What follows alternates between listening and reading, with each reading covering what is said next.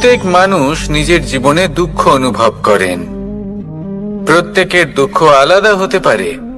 কারোর মনে এই দুঃখ থাকে যে সে তার বাবা মায়ের সব ইচ্ছে পূরণ করতে পারেননি। কেউ এটা ভেবে দুঃখ পান যে সে চিরকাল সদাচার করেছেন, সৎকর্ম করেছেন, কিন্তু তাও তাকে দুরাচারী বলে মনে করা হয়। কেউ এটা ভেবেও দুঃখ পান যে তার সামনে যে ব্যক্তি রয়েছেন তার চোখে তিনি শত্রু হয়ে উঠেছেন বা দুষ্ট হয়ে উঠেছেন, যেখানে তিনি হয়তো কোনো অনুচিত কাজই করেননি। এবার এই সমস্ত বিষয় নিয়ে ভেবে নিজের ব্যক্তিত্ব নিয়ে সন্দেহ প্রকাশ করবেন না। যদি নিজের ব্যক্তিত্ব নিয়ে কোনো সন্দেহ থেকে থাকে, তাহলে কর্ম সংক্রান্ত প্রশ্ন করুন যে আপনি যা করেছেন তাতে কি উচিত ছিল, কি অনুচিত ছিল। যেটা প্রয়োজন সেটা এটা বোঝার যে আপনার অন্তর্মন, আপনার বিবেক আপনাকে কি বলছে, আর আপনার অন্তর্মন আর আপনার বিবেক আপনাকে যেটা করতে বলবে শুধু সেটাই করুন। আর তারপরে এই সংসার কি বলবে, কি ভাববে সেসব নিয়ে ভাবতে যাবেন না। কারণ এই সংসার তো ঈশ্বরকেও প্রশ্ন করে থাকে, ঈশ্বরকেও দোষী মনে করে। কখনো কখনো যখন কোনো ঘটনা মানুষের ইচ্ছা অনুযায়ী ঘটে না, তখন মানুষ এটা বলে যে হে ঈশ্বর, আপনি আমার পাশে থাকলেন না, আপনি বড়ই কঠোর, এটা আপনার দোষ। যেখানে বেশিরভাগ সময় হয়তো সে নিজেই নিজের কর্মফল ভোগ করছে। আর কখনো কখনো ঈশ্বর হয়তো তার জন্য আরো ভালো কোনো পরিকল্পনা করে রেখেছেন, কিন্তু মানুষ সেটা বুঝতে পারে না। তাই দিনের শেষে যেটা প্রয়োজন সেটা হলো নিজের মনের কথা বুঝতে হবে। আপনার বিবেক কি বলছে শুধু সেটাই করুন আর সামনে এগোতে থাকুন। আমার সাথে ভালোবেসে বলুন, রাধা রাধা। সবাই বলেন যে জীবনে কাদের সঙ্গ লাভ করছি সেটা খুব গুরুত্বপূর্ণ। এক ঝুড়ি ফলের মধ্যে যদি একটা পচা ফল আপনি রেখে দেন, তাহলে আস্তে আস্তে সমস্ত ফল পচে যায়। সেই জন্য কথায় আছে যে কুসঙ্গ থেকে দূরে থাকো। কিন্তু কি করা যায়? এই সংসার খুবই ছোট।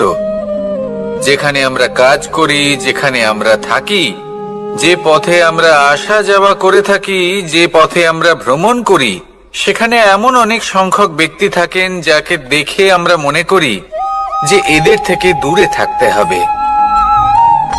তখন আমরা কি করতে পারি? তাদের কি আমরা পরিত্যাগ করব? তাহলে এই সংসারে এমন অনেক মানুষ আছেন, তাহলে কি সংসারই পরিত্যাগ করব? না, সেই ফলের মতন হবেন না যারা একটি পচা ফলের উপস্থিতির জন্য নিজেরাও নষ্ট হয়ে যান। বরং হয়ে উঠুন চন্দন বৃক্ষের মতন, যেটা আসলে সাপেদের বাসস্থান, যেখানে অনেক সংখ্যক অত্যন্ত ভয়ানক বিষধর সাপ থাকে। তারপরেও এই চন্দন, সে কিন্তু নিজের শ্রেষ্ঠত্ব হারায় না, এর মূল্য কিন্তু সেই একই থাকে। মনে রাখবেন, এই সংসারে নিজের সঙ্গ বদলানোর পূর্বে নিজেকে বদলান। নিজেকে কিছুটা এমন ভাবে গড়ে তুলুন যে কেউ আসুক না কেন সে যেন আপনাকে বিভ্রান্ত বা দূষিত না করতে পারে। আসুন আমার সাথে ভালোবেসে বলুন, রাধা রাধা। মানুষ জীবনে অনেক ধরনের সুখ লাভ করে। অর্থ সুখ, পরিবারের সুখ, বৈভবের সুখ। কিন্তু এমন একটা সুখ আছে যা বেশিরভাগ মানুষকে প্রভাবিত করে, কিন্তু সেই সুখ তাদের কোনো প্রয়োজনই নেই। সেটা হলো পরনিন্দা সুখ। অর্থাৎ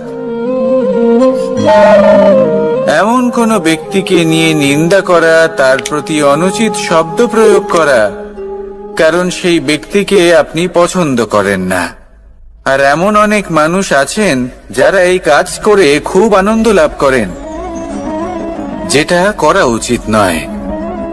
কারণ এতে আপনার সময়, আপনার ঊর্জা আপনার নিজের অন্তরের ইতিবাচক শক্তি আপনি নষ্ট করে ফেলছেন। আর এই সব কিছুই আপনার প্রয়োজন আছে। যাদেরকে আপনার পছন্দ নয় সেই ব্যক্তির বিষয়ে কথাই বলবেন না। সেই সব ব্যক্তির দিকে মনোনিবেশ করুন যাদের আপনি ভালোবাসেন। সেই সব কাজে মন দিন যেগুলো আপনার ভালো লাগে। সেই বস্তুর দিকে নজর দিন যেগুলো আপনার প্রিয়, নিজের লক্ষ্যের দিকে, এই সব কিছুর দিকে নয়। এমনটা করলে আপনার জীবনে আপনি সেই সব বস্তুর দিকে নজর দিতে পারবেন যারা প্রকৃত অর্থে আপনার জীবন আরো শ্রেষ্ঠ করে তোলে। এমনটাই করুন, জীবন আরো অনেক বেশি সুন্দর হয়ে উঠবে। আর তখন এই মন প্রসন্ন হয়ে বলবে, রাধা রাধা। আজ আমরা আবার সাফল্য আর অসফলতার বিষয়ে কথা বলবো। সফল ব্যক্তি কে হয় এবং অসফল ব্যক্তি কে হয়, এই বিষয়ে আমরা আগে অনেকবার কথা বলেছি। প্রত্যেক ব্যক্তি সাফল্য লাভ করতে চান, কিন্তু প্রত্যেক ব্যক্তি সাফল্য লাভের এই কাজে সফল হতে পারেন না। এবার এটা কেন হয়, এর পেছনে কারণটা কি? কারণ হলো ভয়। সফল ব্যক্তি হলেন তিনি যিনি নিজের সিদ্ধান্ত দ্বারা এই সমস্ত সংসারকে বদলে দিয়ে থাকেন, এবং অসফল ব্যক্তি হলেন তিনি যিনি এই সংসারকে দেখে এর বিষয়ে ভেবে নিজের সিদ্ধান্ত বদলে ফেলেন। প্রয়োজন হলো নিজের লক্ষ্যের বিষয়ে ভেবে দেখার, পথের বিষয়ে ভেবে দেখার। একবার যদি আপনি পথ নির্বাচন করে থাকেন, সেই পথে অগ্রসর হতে থাকুন আর তাতে অটল থাকুন। সবসময় দৃঢ় প্রতিজ্ঞ হন। আপনি যদি কোনো পথে টিকে থাকেন আর নিরন্তর পরিশ্রম করতে থাকেন, তবেই আপনার জীবনে সাফল্য আসবে। যদি কথায় কথায় লোকে কি ভাববে, লোকে কি বলবে, এ কথা ভেবে নিজের সিদ্ধান্ত পাল্টান, তাহলে কখনো নিজের লক্ষ্যে পৌঁছতে পারবেন না। আসুন আমার সাথে ভালোবেসে বলুন, রাধা রাধা। মানুষের 6টি বড় শত্রু রয়েছে, আর এরা অন্য কোথাও নয়, বরং মানুষের অন্তরেই বাস করে। এই 6টি শত্রু হলো কাম, ক্রোধ, মোহ, লোভ, ঈর্ষা আর অহংকার। কিন্তু এরা কি চিরকাল আপনার শত্রু হিসেবেই থেকে যায়? এদেরকে নিজের বন্ধু করে তোলা কি সম্ভব নয়? ভেবে দেখুন না। এবার যদি কথা বলি কাম নিয়ে, অর্থাৎ কামনা করা, তাহলে মানুষ যদি জীবনে কামনা করতে থাকে তাহলে সন্তোষের অনুভূতি লাভ করতে পারে না। কিন্তু এই কামনাই মানুষের বন্ধু হয়ে উঠতে পারে। কিভাবে?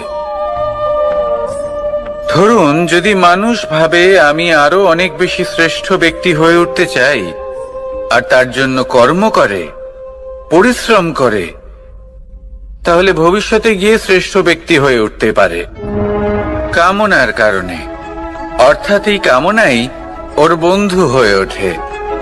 কিন্তু ধরুন কোনো মানুষ যদি চায় সে শ্রেষ্ঠ ব্যক্তি হয়ে উঠবে, কিন্তু তার জন্য না কোনো কর্ম করছেন আর না কোনো পরিশ্রম করছেন, আর অধর্মের পথে চলতে শুরু করে দেন, তাহলে এই কামনাই তার শত্রু হয়ে উঠতে পারে।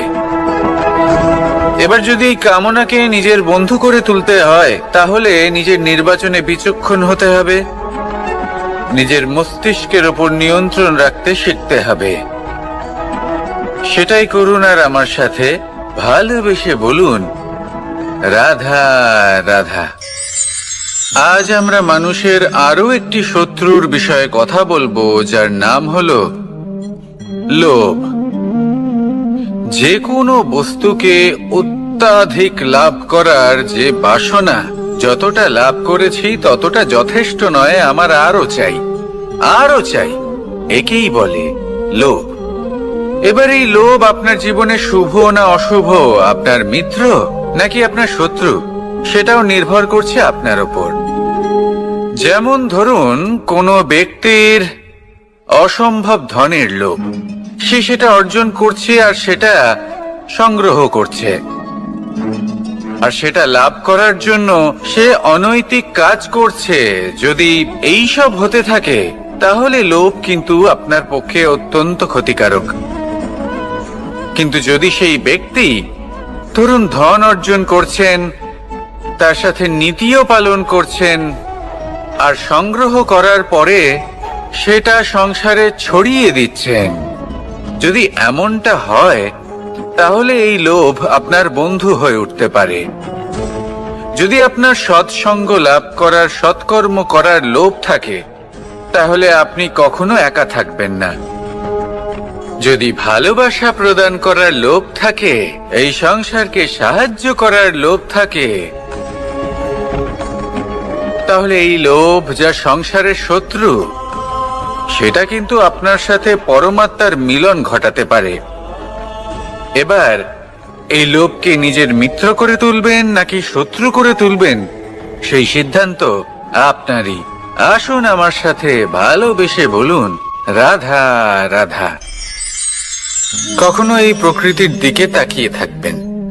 এই প্রকৃতি অনেক ধরনের শিক্ষা দেয়। কোন একটা গাছকে দেখুন, কিভাবে সে মাটি থেকে জল শুষে নেয়।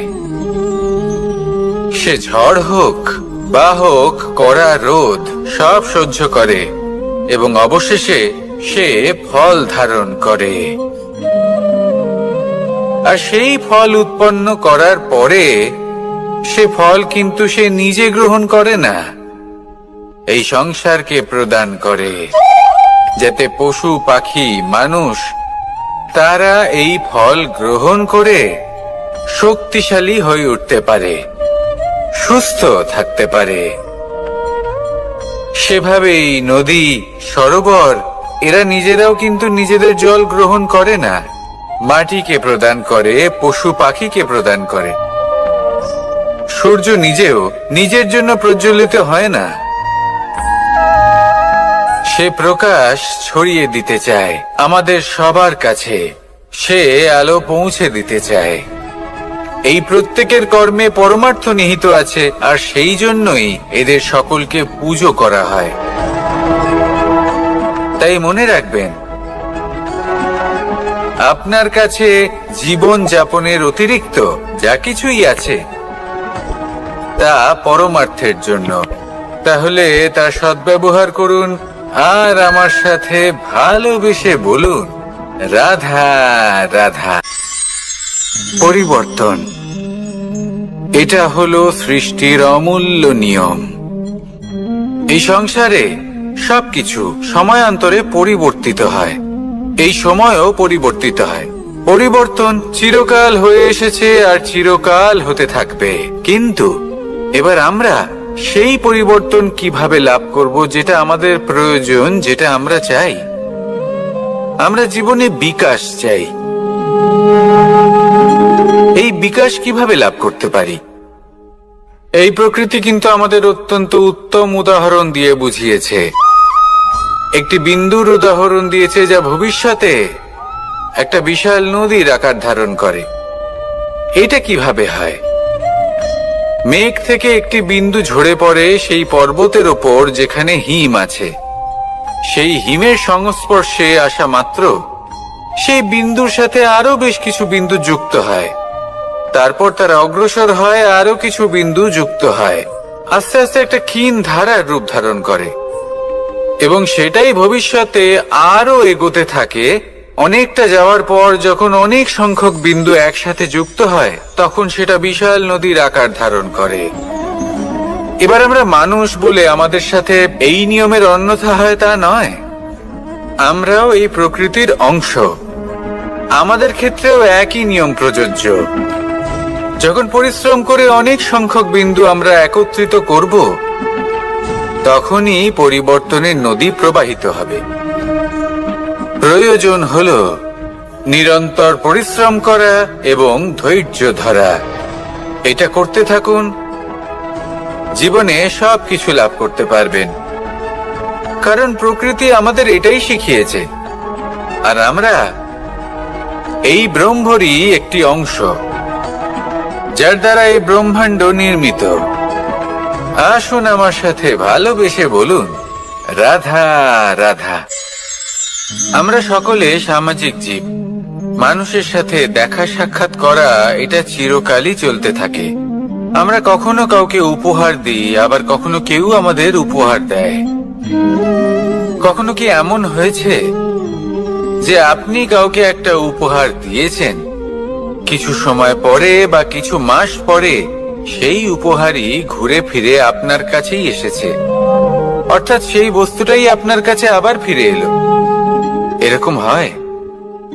ছেলেবেলায় একদিন একজনের বিবাহ ছিল, তখন মা তাকে একটা উপহার দিতে চাইছিলেন। তাই তিনি একটা পোশাক বানালেন আর সেটাকে সুসজ্জিত করছিলেন। আমি দেখলাম আর জিজ্ঞেস করলাম যে, মা, এই পোশাক এত সুসজ্জিত করার কি আছে? তখন মা বললেন যে, কানাই, কখনো কাউকে এমনই উপহার দেবে, এমন প্রকারে দেবে যে সেটা যদি আবার ঘুরে ফিরে তোমার কাছে ফিরে আসে, তাহলে যেন তোমার খারাপ না লাগে। এটাই কিন্তু হয় আমাদের ব্যবহারের সাথে, কর্মের সাথেও এবং আমাদের কথার সাথেও। তেমনই আচরণ করবেন যে আচরণ আপনি সহ্য করতে পারবেন। যদি মুখ থেকে কটু কথা বেরোতে থাকে, তখন নিজেকে সংযত করে নিন। সেই শব্দই প্রয়োগ করুন যেটা আপনি তার বদলে শুনতে চাইবেন, এবং আপনার দুঃখও হবে না। কারণ আপনার কর্ম এমন একটা উপহার যেটা আবার ঘুরে ফিরে ফলস্বরূপ আপনার কাছেই আসবে। সেই জন্য নিজের আচরণ শুভ করুন, নিজের মানসিকতা শুভ করুন, নিজের মুখ থেকে মধুর বাণী নিঃসৃত করুন, আর এইভাবেই মধুর ভাবে বলুন, রাধা রাধা। এই সংসারে প্রত্যেকটা জিনিসের নিজস্ব একটা বিশেষত্ব আছে, আর তার বিশেষত্বর জন্যই তাকে বিশেষ গুরুত্ব দেওয়া হয়। যদি কথা বলি অস্ত্রের, যেমন তরোয়াল। তরোয়াল নির্মাণ করা হয়েছে রক্ষার জন্য। কত তাড়াতাড়ি সে সামনে উপস্থিত শত্রুকে নিধন করতে পারে। এবার এই তরোয়ালের কোন গুণটা দেখা প্রয়োজন? সেটার ধার। সেই বস্তুটি নয় যার মধ্যে এই তরোয়াল রাখা হয়। সেইভাবেই যদি আমি কথা বলি বাণের, তাহলে এটা প্রয়োজনীয় নয় যে সেই বাণ কতটা তীক্ষ্ণ, কতটা বলশালী। এটা দেখা প্রয়োজন যে তার আকারটা কেমন। সে কি বাতাস ভেদ করে নিজের লক্ষ্যে পৌঁছতে পারবে? সেটা বেশি গুরুত্বপূর্ণ। সেই জায়গাটা নয় যেখানে সেই বাণ রাখা হয়। ঠিক সেইভাবেই যদি আপনি কোনো মানুষেরই মূল্য বুঝতে চান, তাকে পরখ করে দেখতে চান, তাহলে তার জাতি, তার ধর্ম, তার রূপ, তার আকার, সেগুলো দেখে তাকে পরখ করতে চেষ্টা করবেন না। তাকে পরখ এই সব কিছুর ভিত্তিতে করবেন না। তার স্বভাবটা দেখুন, তার গুণ দেখুন, তার প্রতিভা দেখুন, তার কর্ম দেখুন। কারণ এটাই সেই ব্যক্তির আসল পরিচয়, এটাই হলো তার অস্তিত্ব। যখনই আপনি কোন নর্তককে শ্রেষ্ঠ নৃত্য প্রদর্শন করতে দেখেন, তখন আপনি কিন্তু এটা ভাবেন না যে সে কোথা থেকে এসেছে, সে কি খায়, ওর বন্ধু বান্ধব কারা। আপনি তার নৃত্য দেখেন, ওর শিল্প দেখেন, সেটারই প্রশংসা করেন, সেটাকেই সম্মান করেন।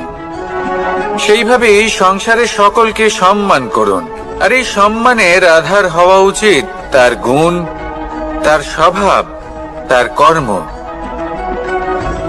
তার রূপ আর তার বেশভূষা নয়। আসুন আমার সাথে ভালোবেসে বলুন, রাধা রাধা। এই সংসার বলে যে কৃষ্ণ হলো মহাযোগী। কেউ বলে যে কৃষ্ণ হলো সাংখ্য যোগের প্রবর্তক, কেউ বলে ভক্তি যোগের, কেউ বলে জ্ঞান যোগের, কেউ কেউ এটা মনে করেন যে অষ্টাঙ্গ যোগের প্রভু হলাম আমি। কিন্তু এই যোগ আসলে কি? যোগ বিষয়টাকে বোঝা খুব একটা কঠিন নয়, কিন্তু সেই যোগকে নিজের যাপনের অংশ করে তোলা হলো অত্যন্ত কঠিন, আর তার জন্য প্রয়োজন অভ্যাস। যোগ শব্দটার অর্থ হলো যুক্ত করা, আর এটা আমি ছোটবেলায় শিখেছিলাম। যখন আমার মাখন খেতে ইচ্ছে করত আর মা মাখনের সেই হাঁড়িটা ওপরে টাঙিয়ে রাখতেন, তখন আমরা ভাবতাম যে অত দূরে পৌঁছবো কি করে। তখন আমরা যোগের বিষয়ে জানতে পারলাম, আর তখন জানতে পারলাম যে সব থেকে গুরুত্বপূর্ণ যোগ আসলে কি? সহযোগিতা, সাহায্য। আমরা সব সখারা একসাথে জড়ো হতাম, একে অপরের পিঠের ওপর উঠে দাঁড়াতাম, আর তারপর আমরা ওই মাখনের হাঁড়ির কাছে পৌঁছতে পারতাম, আর তারপর আমরা সবাই মিলে সেই মাখন ভাগ করে খেতাম। সহযোগিতা, এটা অত্যন্ত গুরুত্বপূর্ণ। পাণ্ডবরাও মহাভারতে এটাই করেছিলেন।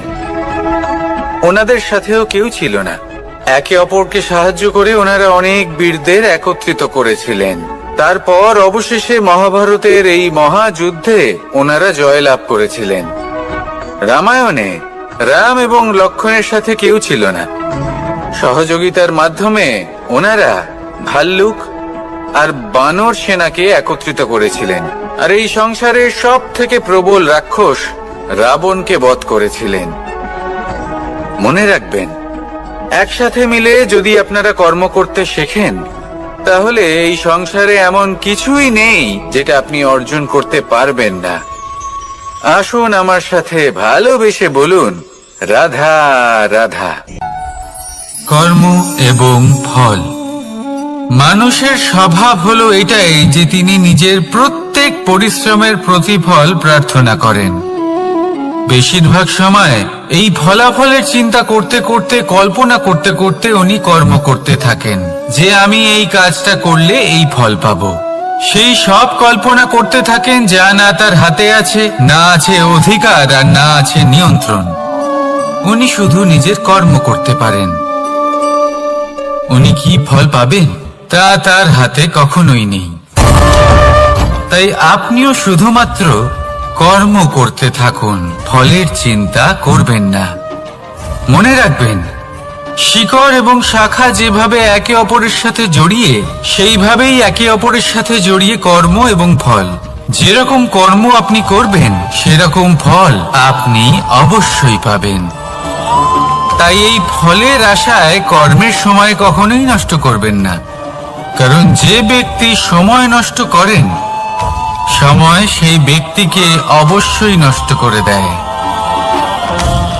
কর্ম করুন নিঃস্বার্থভাবে, ফলের চিন্তা করবেন না, আর আমার সাথে ভালোবেসে বলুন, রাধা রাধা।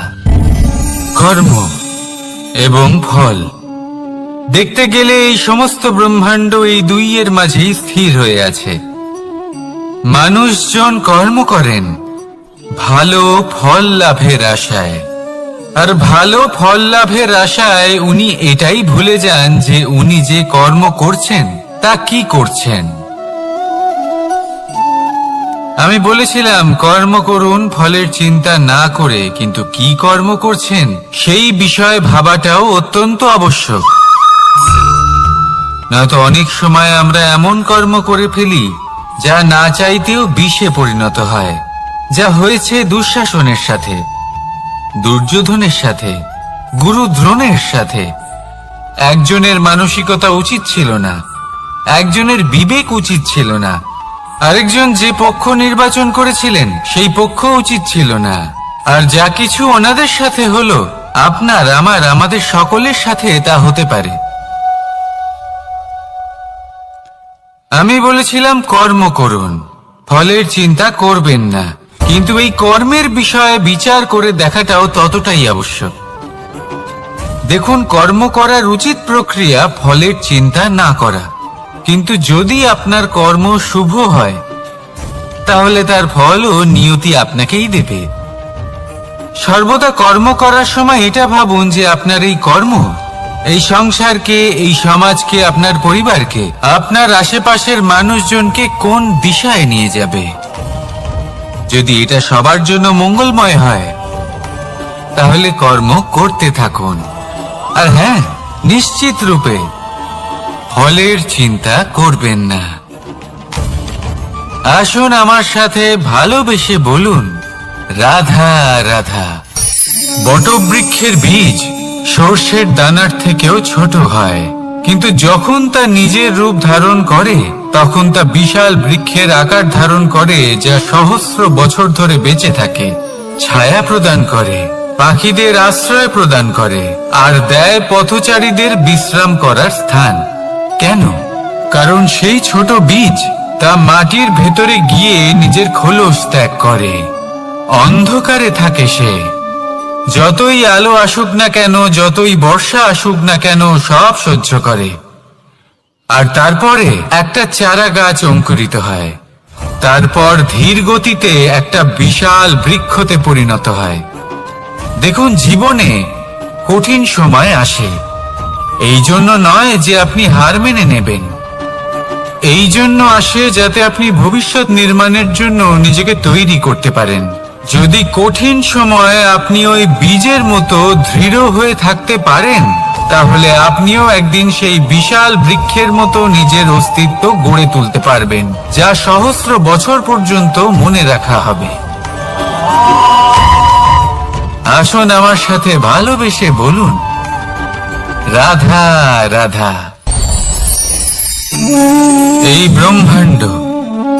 এই ব্রহ্মাণ্ড কত বৃহৎ, তাই না? যার সম্মুখে এই পৃথিবীকেও একটা বিন্দুর মতো মনে হয়। আর এই পৃথিবীতে আমরা কে হই, আমাদের আকার কি রকম, আমাদের অস্তিত্বই বা কি? যখন আমরা এভাবে ভাবি তখন মনে হয় আমরা কিছুই নই।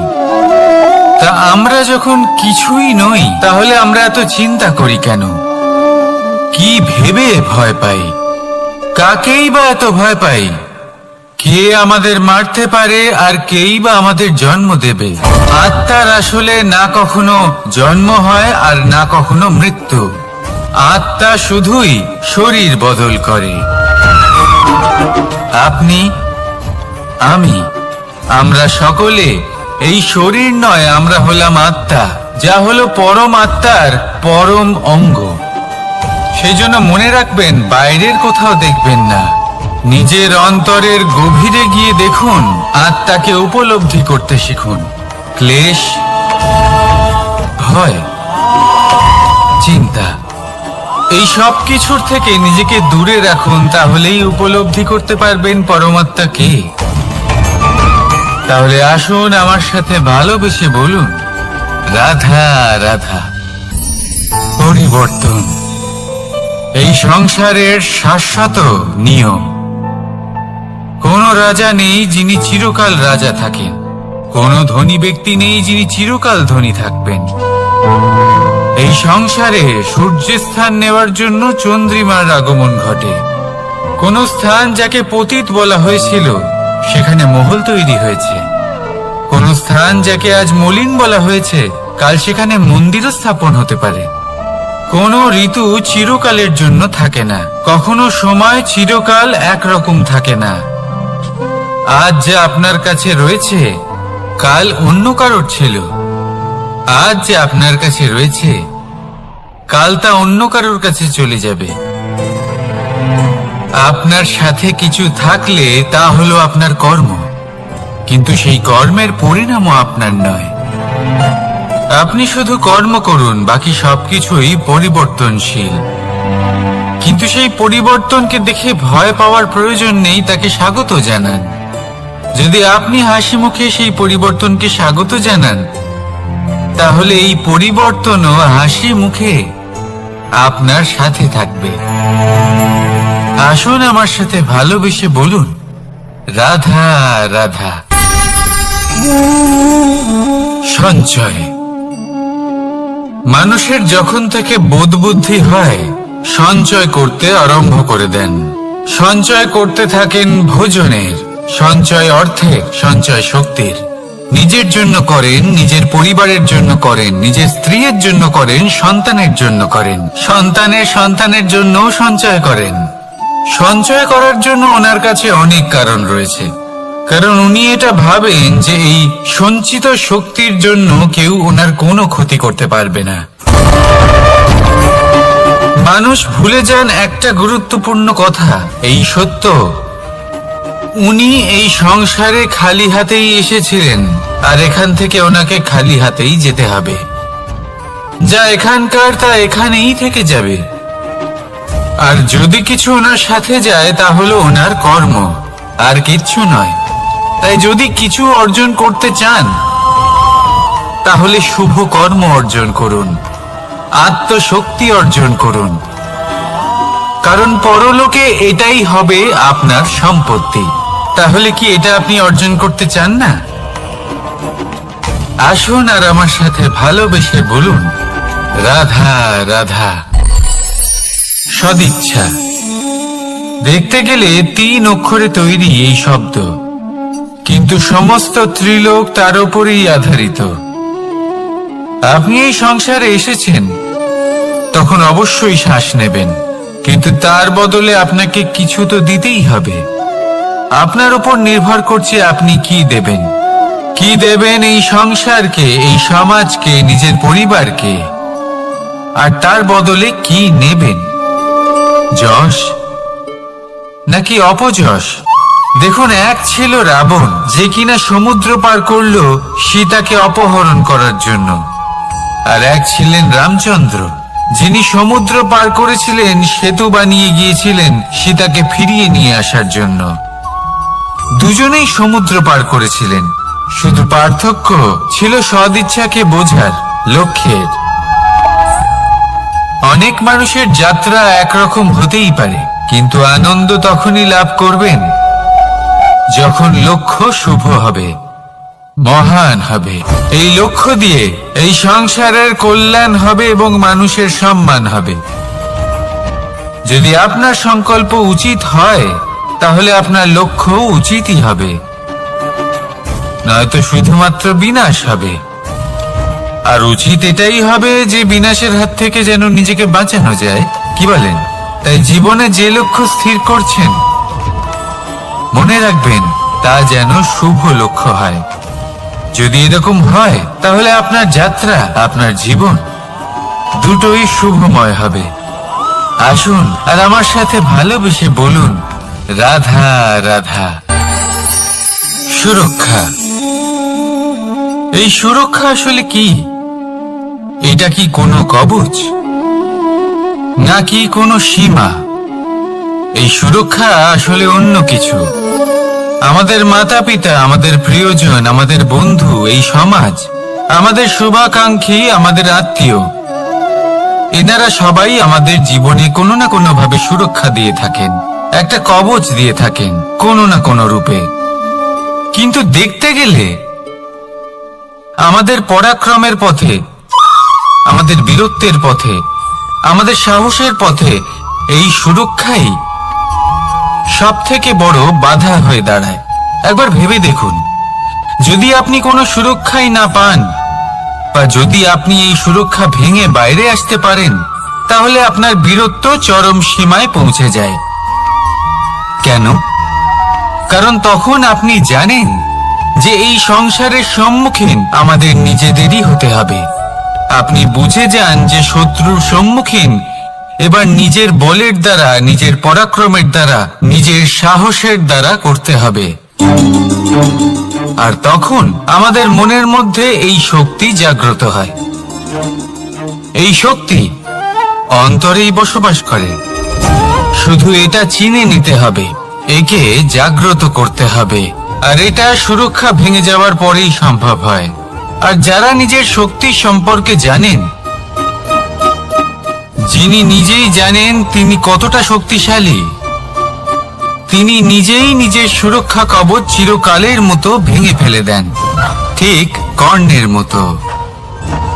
আর তারপরে দেখুন, আপনার পরাজয় হোক বা বিজয়ী হোক না কেন, সেটাই অনেক বড় হয়। সেটাই প্রশস্ত হয়ে থাকে। সেই জন্য ত্যাগ করুন নিজের ভয়কে, নিজের আশেপাশের এই সুরক্ষা চক্রকে ভেঙে ফেলুন, আর সম্মুখীন হন এই সংসারের নিজের শত্রু সম্মুখীন হন। পরাক্রমের এই অঙ্কুর, তা অঙ্কুরিত হওয়ার জন্য বীজের উপরের এই কবচ, এটা ভেঙে যাওয়া অতি আবশ্যক। আসুন আমার সাথে ভালোবেসে বলুন, রাধা রাধা।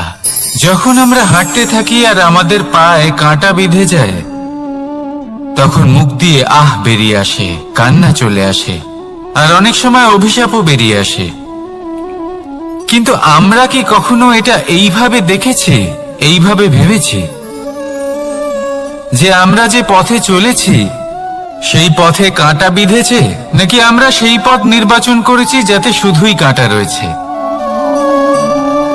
নাকি আমরা এভাবে ভেবে দেখেছি যে এই কাঁটা আমাদের কষ্ট দিতে এসেছে, নাকি এটা আমরাই বিছিয়ে রেখেছিলাম?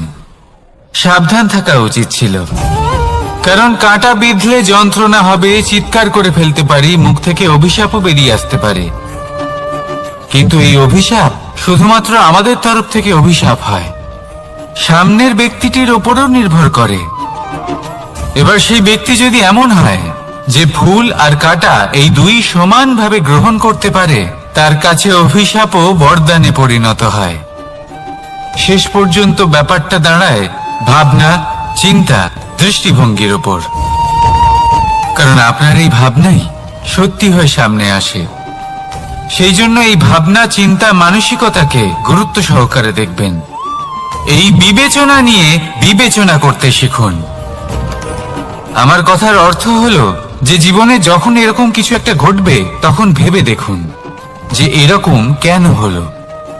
আপনি কি এমন কোনো কর্ম করেছিলেন যার কর্মফল এটা? এমন কোনো কাজ যা অনুচিত ছিল, অসত্য ছিল, যা অভদ্রতার কারণ ছিল? ভেবে দেখা প্রয়োজন। দেখুন, ইচ্ছে হলো আপনার যে আপনি কি করতে চান, ভাবনা আপনার, সত্য আপনার, জীবন আপনার, সিদ্ধান্ত আপনার। আসুন আর আমার সাথে ভালোবেসে বলুন, রাধা রাধা। সময়, এই সময় আসলে কি? এই সময় একটা সরল রেখা তো কখনোই নয়। সময় হলো একটা চক্র, যেখানে এর আদি সেখানেই হলো এর অন্ত, আর যেখানে তা শেষ হয় সেখান থেকেই তার শুরু হয়।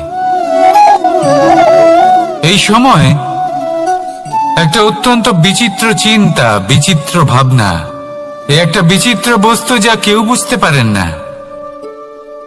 এই সময়ের লীলা, এর কোনো প্রমাণ নেই, কোনো জ্ঞান নেই, কোনো পরিমাপ নেই।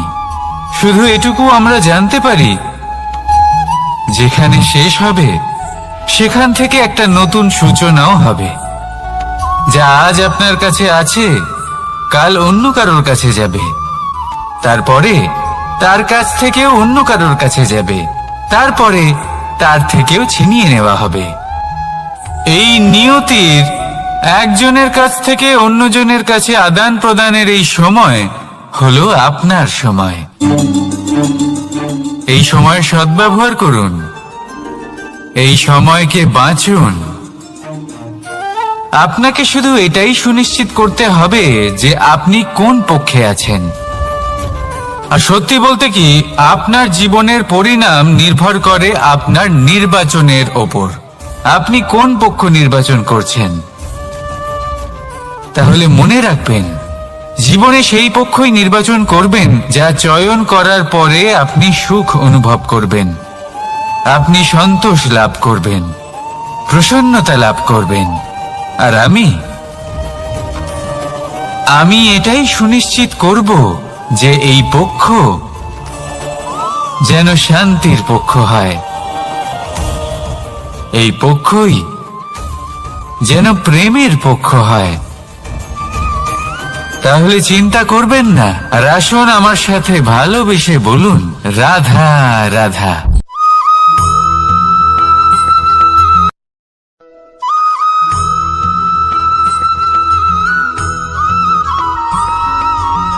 আমরা যখনই কোনো যাত্রায় যাব বলে মনে করি তখনই আমরা প্রস্তুত থাকি আসন্ন বিপদের জন্য বা সংকটের জন্য।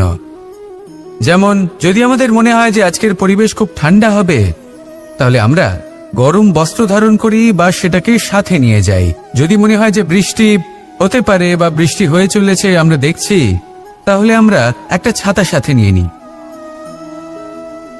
আমরা প্রস্তুত থাকতে চাই এবং এটাই উচিত, এবং সেই কারণেই আমরা যাত্রায় সাফল্য লাভ করি। কিন্তু যদি আমরা কথা বলি জীবনযাত্রা নিয়ে, যা কিনা সব থেকে বেশি গুরুত্বপূর্ণ, তাহলে তার জন্য আমরা পূর্ণরূপে প্রস্তুত থাকি না। আশেপাশের মানুষ, এই সমাজ, আমাদের সাথী, আমাদের মিত্ররা যে কোনো মুহূর্তে বদলে যেতে পারেন। সেই জন্য আমরা নিজেদেরকে কখনো সাবধান করি না, কখনোই নিজেদের প্রস্তুত করি না। আমাদের এটা কখনোই মনে হয় না যে এরকম হতে পারে, আর সেই কারণেই শেষে গিয়ে আমরা অত্যন্ত দুঃখ পাই।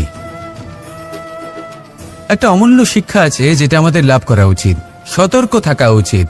এই জীবনযাত্রার জন্য শুধুমাত্র এই পরিবেশের বিষয়ে তথ্য সংগ্রহ করা বা তাকে অনুমান করা এটুকু হলেই চলবে না। আমাদের আশেপাশের মানুষজনকে দেখতে হবে, তাদের স্বভাব পরিস্থিতির ওপর নজর রাখতে হবে। যখন তারা রং পাল্টাচ্ছেন নজর রাখতে হবে, তা অত্যন্ত আবশ্যক।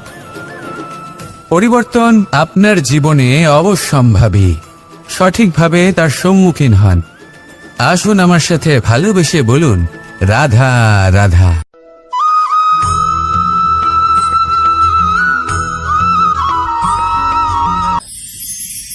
ঈশ্বর আসলে কে? সংসারের বেশিরভাগ মানুষের কাছে ঈশ্বর হলেন এই সংসারের রচয়িতা, পালনকর্তা। কারোর কাছে উনি জ্ঞাতা, কারোর কাছে উনি হলেন আস্থার প্রতীক, আবার কারোর জন্য শুধুমাত্র অন্ধ বিশ্বাস। কিন্তু এই ঈশ্বর কি কোনো শরীর, নাকি একটা বোধ, নাকি শুধুই শ্রদ্ধা? ঈশ্বর হলেন তিনি যিনি হলেন আপনার ইষ্ট। সেই জন্যই তো গুরু, মাতা, পিতা এনাদেরও ঈশ্বরই বলা হয়েছে।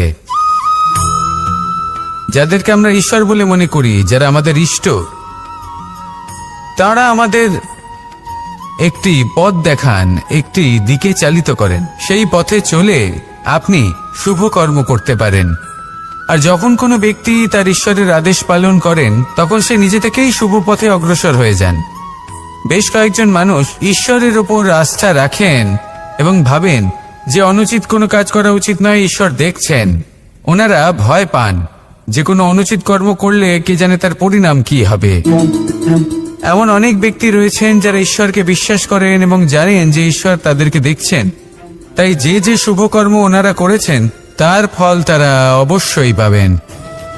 এবার আপনি ভয় পেয়ে ঈশ্বরকে বিশ্বাস করবেন, নাকি বিশ্বাসের দ্বারা ঈশ্বরকে বিশ্বাস করবেন, সেই সিদ্ধান্ত আপনারই। কিন্তু হ্যাঁ, যদি আপনার মনে ঈশ্বরের জন্য কোনো স্থান থাকে, যদি আপনার কোনো ইষ্ট থাকেন, যদি আপনি কাউকে ঈশ্বর মনে করেন, যার প্রত্যেক আদেশ আপনি পালন করে থাকেন, তাহলে বলি ঈশ্বর কখনো আপনাকে অনুচিত পথে চালিত করবেন না।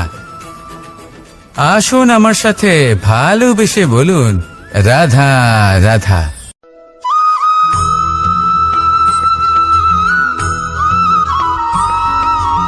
আমি রথে যাত্রা করি, তাতে বারবার পথে থামি আর দেখি যে আমি বারবার থেমে আপনাকে দেখতে হবে, নিজেকে কিছু প্রশ্ন করতে হবে। আমি কি আজ সেই কর্মই করছি যেটা আমি করতে চেয়েছিলাম? আমি কি আজ সেই জীবন যাপন করছি যেমন আমি যাপন করতে চেয়েছিলাম? যদি এই প্রশ্নগুলোর উত্তর হ্যাঁ হয়, তাহলে এগোতে থাকুন, নয়তো থেমে যান এবং বিচরণ করুন। মনে রাখবেন, এই সংসার অত্যন্ত জটিল, আর এতে হারিয়ে যাওয়া অত্যন্ত সরল। সেই জন্য নিজে থেকে বারবার থামা এবং জীবন চিন্তন করা অত্যন্ত আবশ্যক। তাহলে সেটাই করুন, আর আমার সাথে ভালোবেসে বলুন, রাধা রাধা।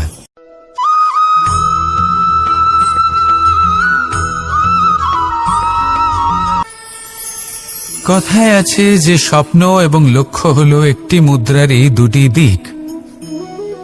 যতক্ষণ না স্বপ্ন দেখছেন, ততক্ষণ বুঝবেন কি করে আপনার লক্ষ্য কি?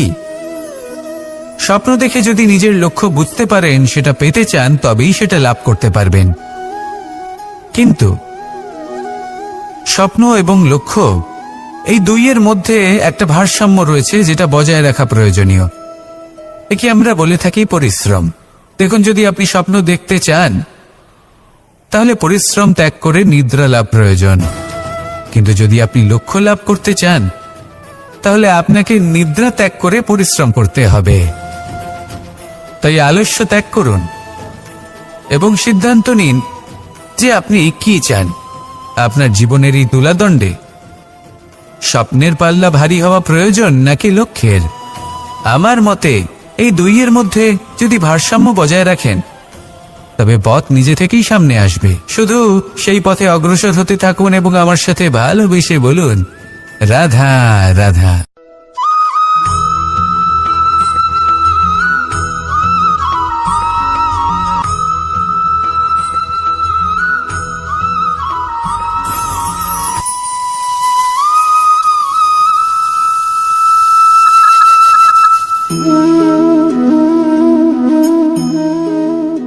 মোহনের বাঁশির এই সুর, এই সঙ্গীত কার না পছন্দ হয়?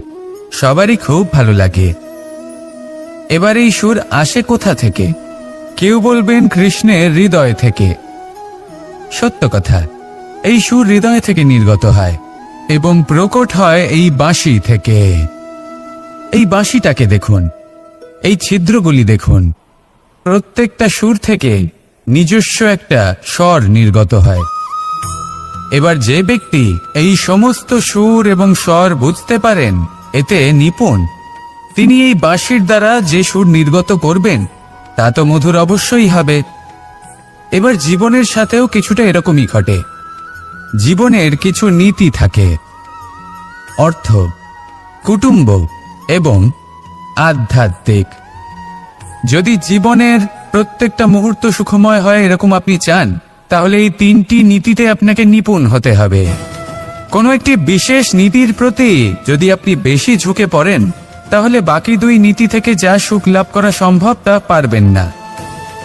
ধন অর্জন করতে হবে পরিবারের জন্য, পরিবারের সুখ মনের শান্তির জন্য, মনে শান্তির প্রয়োজন মনের শুদ্ধতার জন্য। যখন এই মন শুদ্ধ হবে, জীবন শুদ্ধ হবে, পবিত্র হবে, সুন্দর হবে এবং ভালোবেসে বলবে, রাধা রাধা।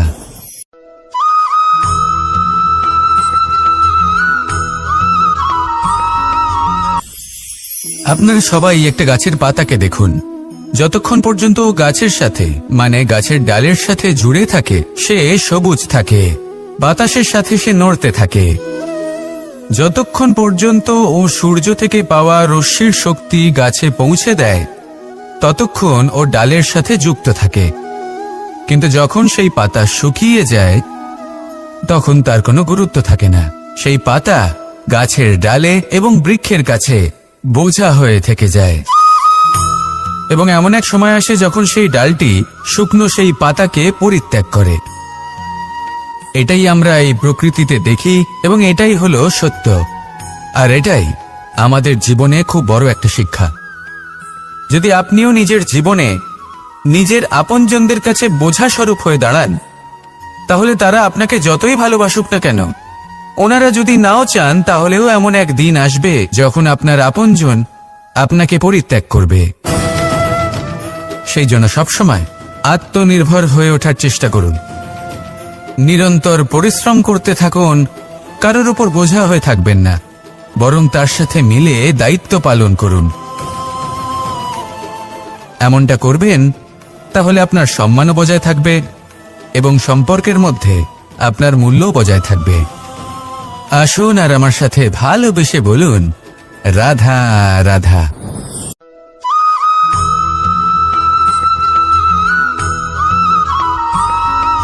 এই শুকনো পাতাটিকে দেখুন, নিষ্প্রাণ হয়ে পড়েছে। কোনো একটা সময় এই পাতাটি একটা গাছের ডালে ছিল। সেই গাছ ওর লালন পালন করত। যখন যখন বাতাস বইত, এই পাতায় কম্পন দেখা দিত, মনকে প্রফুল্ল করে তুলত। কোনো একদিন এই পাতা গাছের ডাল থেকে ঝরে পড়ে গেল। নিঃসন্দেহে ও নিজের স্বাধীনতা পেল, কিন্তু আস্তে আস্তে শুকিয়ে গেল, নিষ্প্রাণ হয়ে গেল। দেখুন, আমি এই কথা বলছি না যে স্বাধীনতা অনুচিত, কখনোই না। কিন্তু যে কোনো পরিস্থিতিতে স্বাধীন হতে চাওয়া এটা নিশ্চিতরূপে অনুচিত। আমরা যদি আমাদের জীবনে পরিবারের গুরুত্ব ভেবে দেখি, তাহলে এই পরিবারে যতই মতভেদ থাকুক না কেন, যতই মনোমালিন্য থাকুক না কেন, যতই বিবাদ থাকুক না কেন, এই সব মিটিয়ে নেওয়া অত্যন্ত প্রয়োজনীয়। সেই সবকিছু সমাপ্ত করা অত্যন্ত প্রয়োজনীয়। কখনো এই পরিবারকে ভাঙতে দেবেন না, কখনো এই পরিবার থেকে দূরে চলে যাবেন না। এই পরিবার হলো আমাদের জীবনের একটা অমূল্য সম্পদ, অমূল্য এক আশ্রয়, যা এই সংসারে হয়তো কোথাও আপনি পাবেন না। তাই একে আগলে রাখুন। ভেবে নিন আপনি পাতা আর আপনার পরিবার সেই গাছ। আসুন আমার সাথে ভালোবেসে বলুন, রাধা রাধা।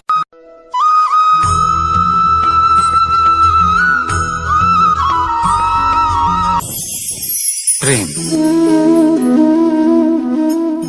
আড়াই অক্ষর, মাত্র আড়াই অক্ষরের এই শব্দ প্রেম, এর মধ্যে ত্রিলোকের এবং সমগ্র ব্রহ্মাণ্ডের বীজ নিহিত আছে। এমন কি আছে যা এই প্রেম করতে পারে না? যেখানে শক্তি এবং বিদ্যা প্রয়োগ করে আপনি কিছুই করতে পারবেন না, সেটাও প্রেম দ্বারা অর্জন করা সম্ভব। প্রেম চাইলে পাথরেও ফুল ফোটাতে পারে। প্রেম চাইলে ন্যাড়া পাহাড়ের বুক চিরে নদীপথ তৈরি করতে পারে। চাইলে নিরক্ষর ব্যক্তিকে সংসারের শ্রেষ্ঠ জ্ঞানী করে তুলতে পারে। শুধুমাত্র এই প্রেমের জন্য সবার দুষ্টু কানাই ঘনশ্যাম হয়ে উঠেছিল।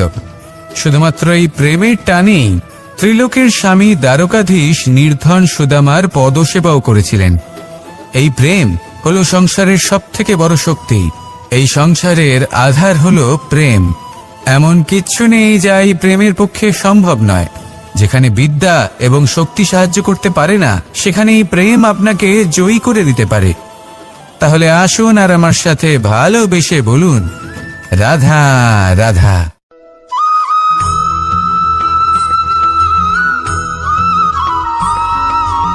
দীপাবলি আমাদের সবথেকে বড় উৎসব।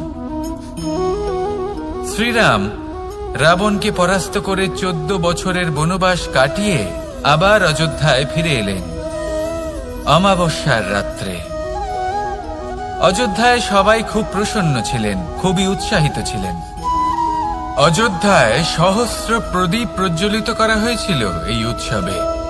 একে আমরা দীপাবলি বলে থাকি। এবার এই বিষয়ে আমরা সকলে জানি।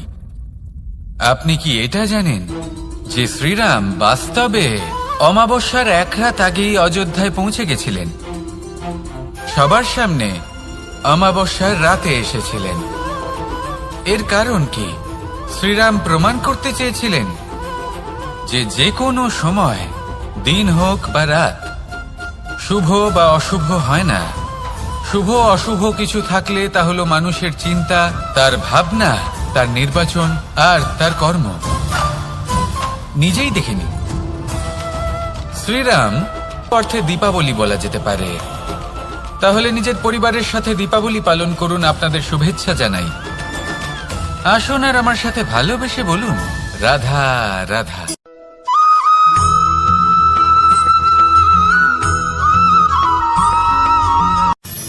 মানুষের এই জীবন, মানুষ জন্ম নেয়, একটা নির্দিষ্ট সময়ের পরে এই সংসার ত্যাগ করে চলেও যায়। এবার শুধু এটাই আবশ্যক নয় যে এই জীবনকালকে আপনি যাপন করবেন, শুধু এটাই গুরুত্বপূর্ণ নয়। আবশ্যক এবং গুরুত্বপূর্ণ হলো এটা যে এই জীবনকালে আপনি এমন কিছু করেন যাতে এই সংসারের মঙ্গল হয়, যাতে এই সংসার আপনাকে মনে রাখে, আপনার থেকে প্রেরিত হয়, আপনার মতো হতে চায়। প্রত্যেক বছর আপনার জন্মতিথির অপেক্ষা করে, এমনভাবে আপনার জন্মদিন পালন করে যাতে সেটা মহোৎসবের আকার ধারণ করে। এবার এই জন্মদিন এমনি এমনি মহোৎসবে পরিণত হয় না। তখন হয় না যখন কোনো ব্যক্তি রাজার রূপে বা কোনো গোয়ালার রূপে জন্মগ্রহণ করে। তখন পরিণত হয় যখন একজন মানুষ জন্মগ্রহণের পরে এই সংসারকে কোনো শিক্ষা দিয়ে যান। কিভাবে একজন মানুষ গোয়ালা থেকে রাজা হতে পারে, কিভাবে একজন মানুষ অসত্য থেকে সত্যের পথে চলতে শুরু করেন, অধর্ম থেকে ধর্মের পথে চালিত হতে পারেন, কিভাবে অন্ধকার থেকে প্রকাশের দিকে যেতে পারেন, কিভাবে নিজের আত্মাকে পরমাত্মার সাথে মিলিত করতে পারেন। তা সে রামনবমী হোক বা জন্মাষ্টমী হোক, তাদের জীবনের সাথে জড়িত প্রত্যেক মুহূর্ত একটা পরবের আকার ধারণ করে।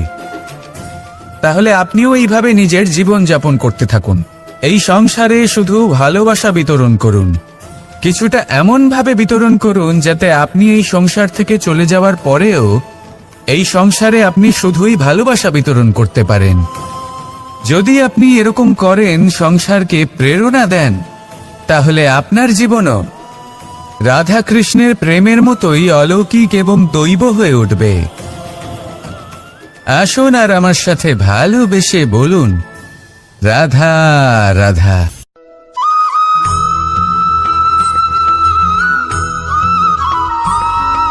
ভোজন। এই সংসারে যেই হোক না কেন, কোনো মানুষ হোক, কোনো প্রাণী হোক, কোনো কীট হোক বা কোনো বনস্পতি হোক, প্রত্যেকের জন্য ভোজন অতি আবশ্যক। কারণ ভোজন থেকেই শক্তি পাওয়া যায়, আর সেই শক্তি দিয়েই সংসারের, আমাদের জীবনের সমস্ত কার্য করা যায়।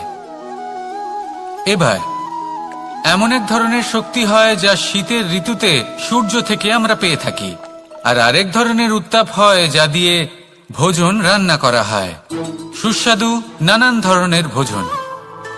এবার অত্যন্ত গুরুত্বপূর্ণ হলো যে ব্যক্তি সেই ভোজন বানাচ্ছেন তার মানসিক পরিস্থিতি এবং সেই ব্যক্তি যিনি ভোজন গ্রহণ করছেন তার মানসিক অবস্থা। যখনই আপনি ভোজন বানাচ্ছেন তখন ভালোবাসার সাথে কাজটা করুন, ধন্যাত্মক ভাব নিয়ে, সৎ ভাবনার সাথে। কারণ আপনার এই মানসিক স্থিতি শক্তির আকারে সেই খাদ্যের সাথে মিলে মিশে যায়। আর যখনই আপনি ভোজন গ্রহণ করছেন তখন সদ্ভাবনার সাথে, প্রসন্নতার সাথে গ্রহণ করুন, ধন্যাত্মক ভাব নিয়ে।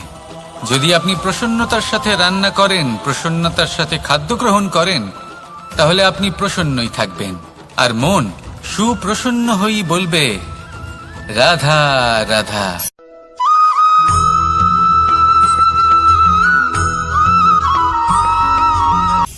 কথায় আছে সংসারে নাকি সকল রোগের ওষুধ আছে। যদি আপনি নিজের শরীরকে ভালোবাসেন তাহলে ব্যায়াম করুন, যদি নিজের নিঃশ্বাস প্রশ্বাসকে ভালোবাসেন তাহলে প্রাণায়াম করুন, যদি আপনি নিজের আত্মাকে ভালোবাসেন তাহলে ধ্যান করুন। কিন্তু যদি আপনি নিজের জীবনকে, পরমাত্মাকে ভালোবাসেন তাহলে সকলকে ভালোবাসতে থাকুন। এই ভালোবাসা অত্যন্ত গুরুত্বপূর্ণ এবং আবশ্যক। ভালোবাসার থেকে ভালো না কোনো ওষুধ আছে, না আছে কোনো আসন। এর থেকে ভালো না কোনো ব্যায়াম আছে, আর না কোনো প্রাণায়াম। এই ভালোবাসা বড় বড় সমস্যারও সমাধান করতে পারে। ভালোবাসা বড় বড় বিপদকে আপনার থেকে দূর করতে পারে। এই ভালোবাসাই আপনাকে জীবনে বাঁচতে শেখায়, কারণ ভালোবাসাই হলো জীবনের আসল সত্য। তাহলে আসুন আর আমার সাথে ভালোবেসে বলুন, রাধা রাধা।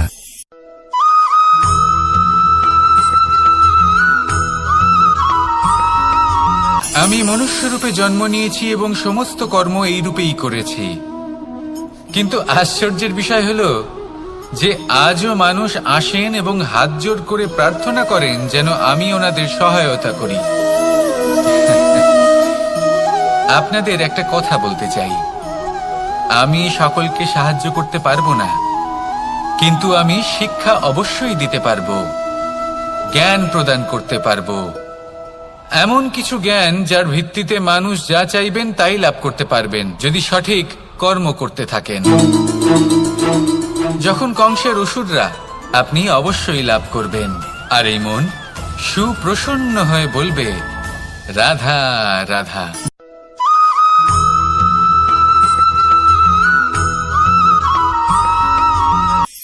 অর্থ। দ্বিতীয় পুরুষার্থ। এই অর্থ বলতে বেশিরভাগ মানুষই ধন মনে করেন। কিন্তু যদি অর্থের তাৎপর্য শুধুমাত্র ধন হয়, তাহলে তা কিন্তু অত্যন্ত অনর্থকারী। তাহলে অর্থের অর্থ কি? অর্থ সেটাই যা আমাদের জীবনের জন্য প্রয়োজনীয়, যা আমাদের সুখ দান করে, শান্তি প্রদান করে, কারণ সেটাই সবথেকে মূল্যবান। মাতা পিতা, বন্ধু, আত্মীয় স্বজন, গুণ, পুণ্য, জ্ঞান, এই সব কিছু মিলে অর্থ তৈরি হয়। আর সঠিকভাবে বলতে গেলে এটাই কিন্তু জীবনের আসল অর্থ। তাহলে আসুন আমার সাথে ভালোবেসে বলুন, রাধা রাধা।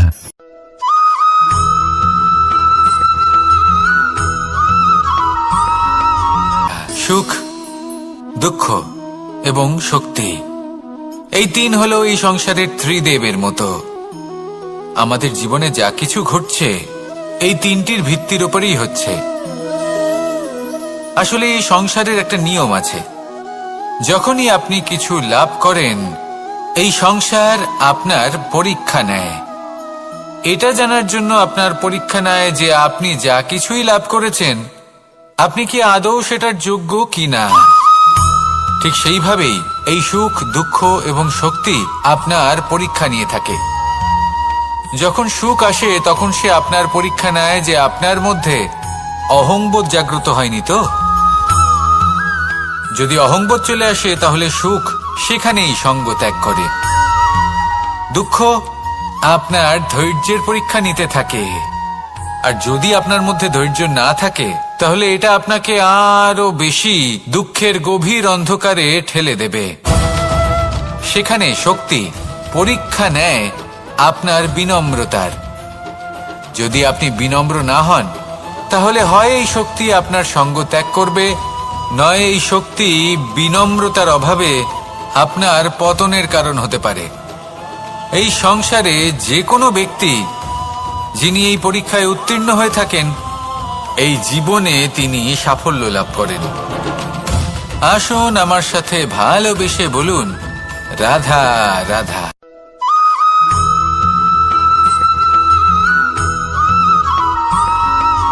দিশা আমাদের পথ প্রদর্শন করে,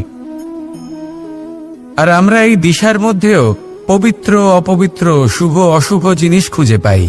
কিন্তু প্রশ্ন হলো এটাই যে সত্যি কি এই দিশা পবিত্র বা অপবিত্র হয়, শুভ বা অশুভ হয়?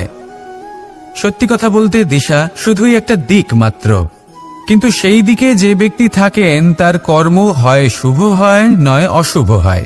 যেমন ধরুন সূর্য, সূর্য যাকে ছাড়া আমাদের জীবন চলতে পারে না, উনি উদিত হন পূর্ব দিক থেকে, এবং এই কারণে সূর্য মহান নন বা পবিত্র নন যে উনি পূর্ব দিক থেকে উদিত হন।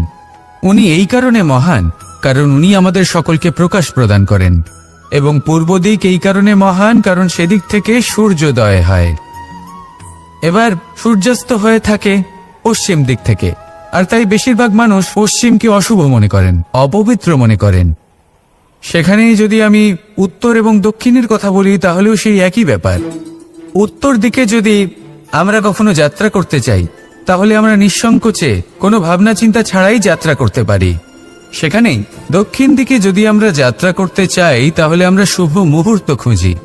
কারণটা কি? কারণ উত্তর দিকে হিমালয় পর্বত আছে, যেখানে আমরা জড়িবুটি খুঁজে পাই, যেখান থেকে পবিত্র নদী প্রবাহিত হয়। সেখানেই দক্ষিণ দিকে আছে বিশাল নোনা জলের সাগর। এমন একটা স্থানও আছে যেখানে লঙ্কাপতি রাবণ থাকতেন। আর হয়তো এই সকল কর্মের কারণেই আমাদের দৃষ্টিভঙ্গি এমন হয়ে গেছে।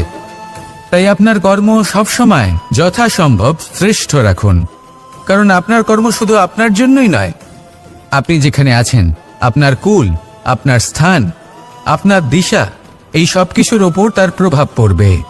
তাই সবসময় শুভ কর্ম করুন এবং আমার সাথে ভালোবেসে বলুন, রাধা রাধা।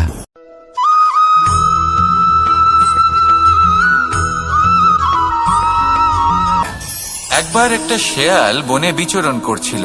ও একটা ছোট্ট শাবক দেখতে পেল। ও ভাবলো আজ একেই আমি খাবার হিসেবে গ্রহণ করব। আশেপাশে দেখলো কেউ দেখছে না তো। কেউ ছিল না, আর সেই শাবকের ওপর আক্রমণ করল, যা হলো একটা ঘোর অপরাধ। বনের নিয়ম অনুসারে আপনি কখনোই শাবকের উপর আক্রমণ করতে পারেন না। তারপর এই খবরটা যখন রাজা সিংহ জানতে পারলেন, সভার আয়োজন করলেন। কিন্তু সেখানে শেয়াল বলল, আমি তো এরকম কিছু করিনি। কিন্তু যদি আপনি এরকম বলেন, কোনো প্রমাণ দিন, এর কোনো সাক্ষী আছে? তখন রাজা সিংহ পেঁচাকে ডেকে পাঠালেন, যে সেই মুহূর্তে বৃক্ষের শাখার ওপর বসেছিল। সে সব কিছু দেখেছিল। পেঁচা সব সত্যি কথা বলল, আর শেয়ালকে মৃত্যুদণ্ড দেয়া হলো। এবার এই কাহিনী আমি আপনাকে কেন শোনালাম? কারণ মানুষও কখনো কখনো এরকম কর্ম করেন যা শিয়াল করেছে। এটা ভাবেন কেউ দেখছে না, যখন আমি অনুচিত কর্ম করতেই পারি। কিন্তু না, আপনি যাই করুন না কেন, কেউ না কেউ অবশ্যই তা দেখছে। কোনো ব্যক্তি না হলেও কোনো প্রাণী, না হলে কোনো যক্ষ বা দেব বা প্রেত। যদি এনারা কেউ না দেখেন, তাহলে ধরিত্রী মাতা দেখেন, যেখানে দাঁড়িয়ে আপনি সেই কর্ম করছেন, তাই না? তাই একটা কথা সবসময় মনে রাখবেন, কে দেখছেন কে দেখছেন না সেই বিষয়ে ভাবা ছেড়ে দিন। এটা খুব সহজ কথা।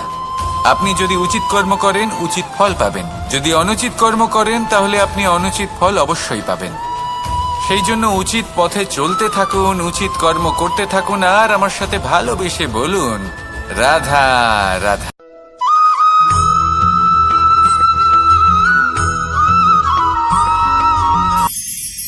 ঈশ্বর আসলে কে? সংসারের বেশিরভাগ মানুষের কাছে ঈশ্বর হলেন এই সংসারের রচয়িতা, পালনকর্তা। কারোর কাছে উনি জ্ঞাতা, কারোর কাছে উনি হলেন আস্থার প্রতীক, আবার কারোর জন্য শুধুমাত্র অন্ধ বিশ্বাস। কিন্তু এই ঈশ্বর কি কোনো শরীর, নাকি একটা বোধ, নাকি শুধুই শ্রদ্ধা? ঈশ্বর হলেন তিনি, যিনি হলেন আপনার ইষ্ট। সেই জন্যই তো গুরু, মাতা, পিতা এনাদেরও ঈশ্বরই বলা হয়েছে। যাদেরকে আমরা ঈশ্বর বলে মনে করি, যারা আমাদের ইষ্ট, তারা আমাদের একটি পথ দেখান, একটি দিকে চালিত করেন। সেই পথে চলে আপনি শুভ কর্ম করতে পারেন। আর যখন কোনো ব্যক্তি তার ঈশ্বরের আদেশ পালন করেন, তখন সে নিজে থেকেই শুভ পথে অগ্রসর হয়ে যান। বেশ কয়েকজন মানুষ ঈশ্বরের ওপর আস্থা রাখেন এবং ভাবেন যে অনুচিত কোনো কাজ করা উচিত নয়, ঈশ্বর দেখছেন। ওনারা ভয় পান যে কোনো অনুচিত কর্ম করলে কে জানে তার পরিণাম কি হবে। এমন অনেক ব্যক্তি রয়েছেন যারা ঈশ্বরকে বিশ্বাস করেন এবং জানেন যে ঈশ্বর তাদেরকে দেখছেন। তাই যে যে শুভ কর্ম ওনারা করেছেন, তার ফল তারা অবশ্যই পাবেন। এবার আপনি ভয় পেয়ে ঈশ্বরকে বিশ্বাস করবেন, নাকি বিশ্বাসের দ্বারা ঈশ্বরকে বিশ্বাস করবেন, সেই সিদ্ধান্ত আপনারই। কিন্তু হ্যাঁ, যদি আপনার মনে ঈশ্বরের জন্য কোনো স্থান থাকে, যদি আপনার কোনো ইষ্ট থাকেন, যদি আপনি কাউকে ঈশ্বর মনে করেন, যার প্রত্যেক আদেশ আপনি পালন করে থাকেন, তাহলে বলি, ঈশ্বর কখনো আপনাকে অনুচিত পথে চালিত করবেন না। আসুন আমার সাথে ভালোবেসে বলুন, রাধা রাধা।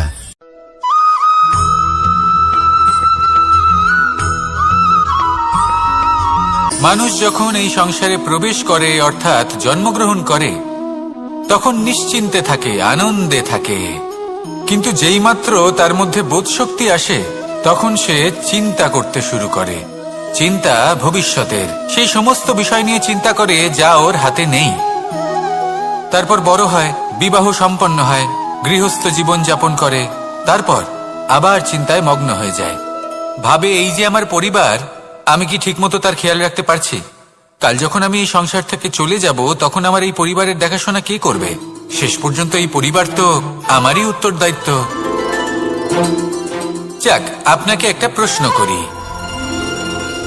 এই সংসারে আসার পূর্বে আপনি কি এই প্রশ্ন করেছিলেন, এটা ভেবেছিলেন যে আমাকে ছাড়া এই সংসার কিভাবে চলবে? করেননি, তাই তো? তাই আপনার এটা নিয়ে দুশ্চিন্তা করার প্রয়োজন নেই যে আপনি যখন এই সংসার ত্যাগ করে চলে যাবেন তখন কি হবে। আপনি যখন ছিলেন না, তখনও এই সংসার চলছিল। আপনি যখন এই সংসার ত্যাগ করবেন, তখনও এই সংসার চলতে থাকবে।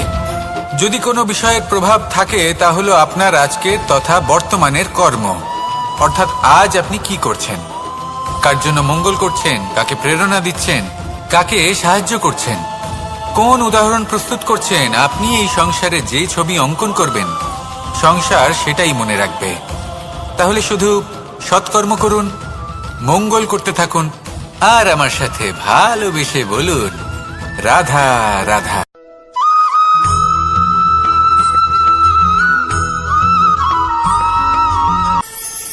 কথায় আছে যে স্বপ্ন এবং লক্ষ্য হলো একটি মুদ্রারই দুটি দিক। যতক্ষণ না স্বপ্ন দেখছেন ততক্ষণ বুঝবেন কি করে আপনার লক্ষ্য কি। স্বপ্ন দেখে যদি নিজের লক্ষ্য বুঝতে পারেন, সেটা পেতে চান, তবেই সেটা লাভ করতে পারবেন। কিন্তু স্বপ্ন এবং লক্ষ্য এই দুইয়ের মধ্যে একটা ভারসাম্য রয়েছে, যেটা বজায় রাখা প্রয়োজনীয়। একে আমরা বলে থাকি পরিশ্রম। দেখুন, যদি আপনি স্বপ্ন দেখতে চান তাহলে পরিশ্রম ত্যাগ করে নিদ্রা লাভ প্রয়োজন। কিন্তু যদি আপনি লক্ষ্য লাভ করতে চান তাহলে আপনাকে নিদ্রা ত্যাগ করে পরিশ্রম করতে হবে। তাই আলস্য ত্যাগ করুন এবং সিদ্ধান্ত নিন যে আপনি কি চান।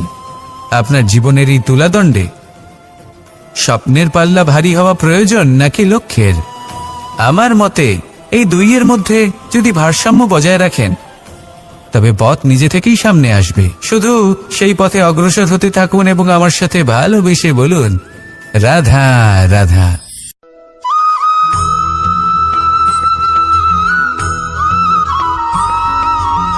সংসারে আমাদের জীবনে যখন কোনো সুখ বা দুঃখ আসে, তার জন্য আমরা কাউকে না কাউকে অবশ্যই দায়ী করে থাকি, তাই না? এই ব্যক্তি আমাদের সাথে এরকম কাজ করেছেন, তাই আমার সাথে এমন হলো। ওই ব্যক্তি যদি এমনটা না করতেন তাহলে আজ আমি ওই স্থানে পৌঁছতে পারতাম। সবই আপনার দৃষ্টিভঙ্গির ওপর নির্ভরশীল। আর যদি আপনার দৃষ্টিভঙ্গি এমন হয় তাহলে তা অনুচিত। সত্যি কথা বলতে এই সংসারে ভিন্ন ভিন্ন ধরনের মানুষ আছে। এটা আপনার ওপর নির্ভর করছে কিভাবে তাদের স্বাগত জানাবেন।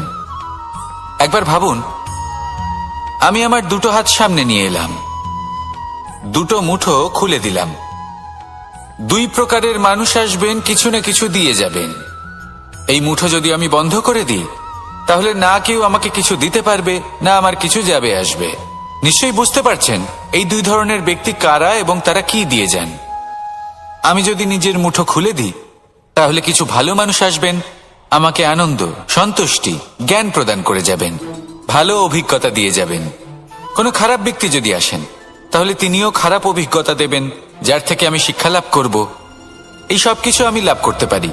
মুঠো যদি বন্ধ করে রাখি তাহলে আমি কিছুই পাবো না। দেখুন, এই সংসারে প্রত্যেকের জীবনে এইরকম। প্রত্যেকের জীবনে সবকিছুই আছে, ভালো খারাপ দুই মানুষই আছে। ভালো অভিজ্ঞতা আছে, খারাপ অভিজ্ঞতা আছে। নির্ভর করছে আপনার উপর যে আপনি কি করবেন, এনাদের স্বাগত কিভাবে জানাবেন, কার থেকে কি বুঝবেন, কি শিখতে পারবেন, আর কোন দৃষ্টিভঙ্গি নিয়ে অগ্রসর হবেন। এটাই নির্ধারণ করবে যে আপনার জীবন কেমন হবে। আসুন আমার সাথে ভালোবেসে বলুন, রাধা রাধা।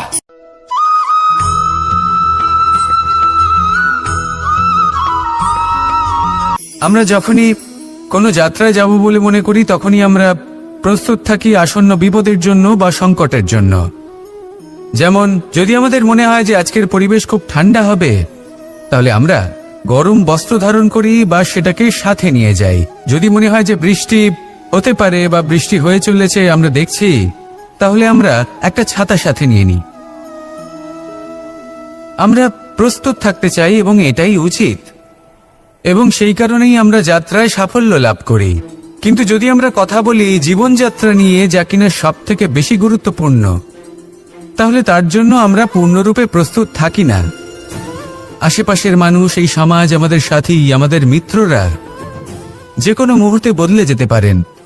সেই জন্য আমরা নিজেদেরকে কখনো সাবধান করি না, কখনোই নিজেদের প্রস্তুত করি না। আমাদের এটা কখনোই মনে হয় না যে এরকম হতে পারে, আর সেই কারণেই শেষে গিয়ে আমরা অত্যন্ত দুঃখ পাই। একটা অমূল্য শিক্ষা আছে যেটা আমাদের লাভ করা উচিত। সতর্ক থাকা উচিত। এই জীবনযাত্রার জন্য শুধুমাত্র এই পরিবেশের বিষয়ে তথ্য সংগ্রহ করা বা তাকে অনুমান করা এটুকু হলেই চলবে না। আমাদের আশেপাশের মানুষজনকে দেখতে হবে, তাদের স্বভাব পরিস্থিতির ওপর নজর রাখতে হবে। যখন তারা রং পাল্টাচ্ছেন নজর রাখতে হবে, তা অত্যন্ত আবশ্যক। পরিবর্তন আপনার জীবনে অবশ্যম্ভাবী, সঠিকভাবে তার সম্মুখীন হন। আসুন আমার সাথে ভালোবেসে বলুন, রাধা রাধা।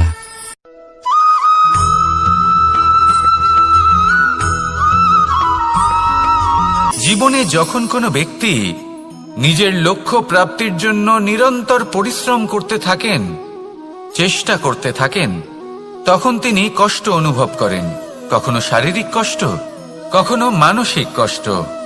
এবার উনি এটা ভাবতে থাকেন যে আমি কি উচিত করছি নাকি অনুচিত করছি। কারণ অন্যদিকে এমন একজন ব্যক্তিও আছেন যিনি একদমই পরিশ্রম চেষ্টা করছেন না। তিনি মদিরা পান করেন, বিলাসিতায় জীবন কাটান, অলস প্রকৃতির হয়ে ওঠেন, নিদ্রাতে বিলীন হয়ে থাকেন আর ভাবেন যে তিনি সুখ লাভ করছেন। কিন্তু এরকম কেন হয়? কারণ যখন আমরা সৎ পথে থাকি, উচিত পথে চলি, লক্ষ্য প্রাপ্ত করার জন্য চেষ্টা করতে থাকি, তখন আমাদের ভেতরে থাকা নেতিবাচক শক্তি এবং পাপ এই দেহকে ত্যাগ করে দেয়। আর এই অনুভূতিটাই আমাদের দুঃখের অনুভূতি দেয়, কষ্ট দেয়। এবার সেখানে যদি আমরা কুপথে চলি, অনুচিত পথে চলতে থাকি, তাহলে আমাদের ভেতরে থাকা পুণ্য এবং ধনাত্মক শক্তি আমাদের দেহ ত্যাগ করে দেয়। আর এই অনুভূতির কারণেই আমরা সুখ অনুভব করি। কিন্তু কখনো ভাববেন যে এই সুখ বেশি সময় পর্যন্ত থাকে না। সেই জন্য সবসময় মনে রাখবেন, যদি আপনি জানেন যে এটাই আপনার লক্ষ্য, এটাই উচিত পথ, শুভ পথ, তাতে নিরন্তরভাবে এগিয়ে যেতে চেষ্টা করতে থাকুন। এই কষ্ট আপনাকে সুখের পরাকাষ্ঠায় কখন পৌঁছে দেবে তা আপনি জানতেই পারবেন না। আসুন আমার সাথে ভালোবেসে বলুন, রাধা রাধা।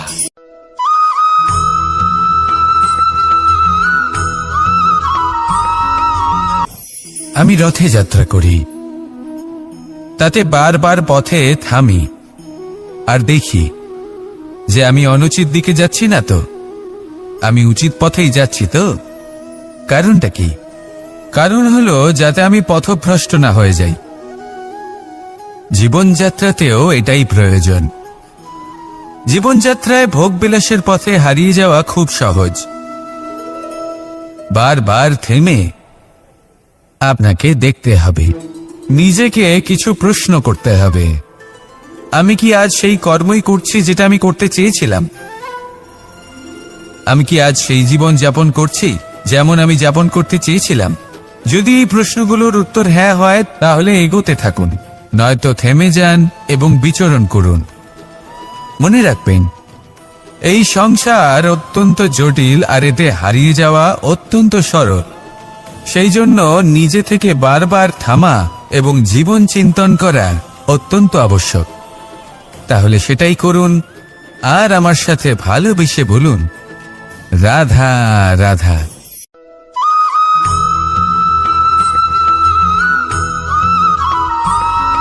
প্রত্যেক মানুষ নিজের জীবনে হীরক তথা হীরে এবং দর্পণ এই দুই দেখেছেন।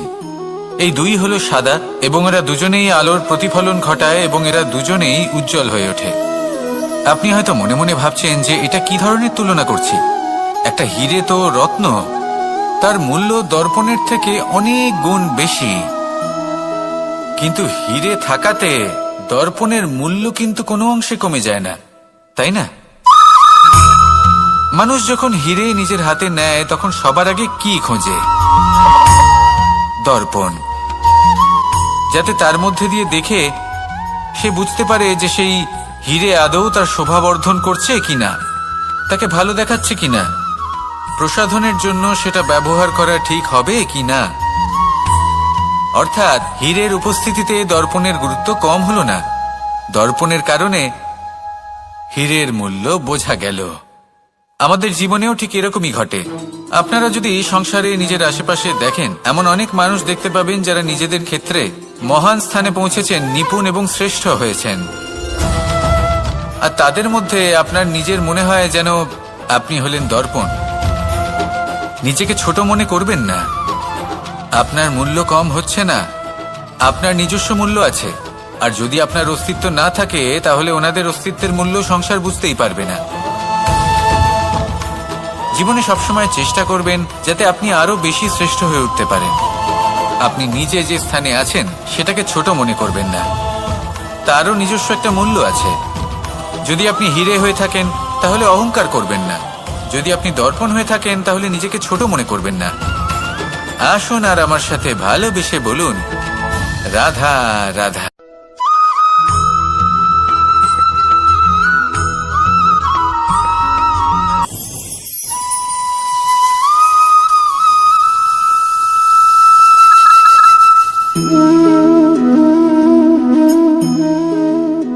মোহনের বাঁশির এই সুর, এই সঙ্গীত কার না পছন্দ হয়, সবারই খুব ভালো লাগে। এবার এই সুর আসে কোথা থেকে? কেউ বলবেন কৃষ্ণের হৃদয় থেকে। সত্য কথা, এই সুর হৃদয় থেকে নির্গত হয় এবং প্রকট হয় এই বাঁশি থেকে। এই বাঁশিটাকে দেখুন, এই ছিদ্রগুলি দেখুন, প্রত্যেকটা সুর থেকে নিজস্ব একটা স্বর নির্গত হয়। এবার যে ব্যক্তি এই সমস্ত সুর এবং স্বর বুঝতে পারেন, এতে নিপুণ, তিনি এই বাঁশির দ্বারা যে সুর নির্গত করবেন তা তো মধুর অবশ্যই হবে। এবার জীবনের সাথেও কিছুটা এরকমই ঘটে। জীবনের কিছু নীতি থাকে, অর্থ, কুটুম্ব এবং আধ্যাত্মিক। যদি জীবনের প্রত্যেকটা মুহূর্ত সুখময় হয় এরকম আপনি চান, তাহলে এই তিনটি নীতিতে আপনাকে নিপুণ হতে হবে। কোনো একটি বিশেষ নীতির প্রতি যদি আপনি বেশি ঝুঁকে পড়েন, তাহলে বাকি দুই নীতি থেকে যা সুখ লাভ করা সম্ভব তা পারবেন না। ধন অর্জন করতে হবে পরিবারের জন্য, পরিবারের সুখ মনের শান্তির জন্য, মনে শান্তির প্রয়োজন মনের শুদ্ধতার জন্য। যখন এই মন শুদ্ধ হবে, জীবন শুদ্ধ হবে, পবিত্র হবে, সুন্দর হবে এবং ভালোবেসে বলবে, রাধা রাধা।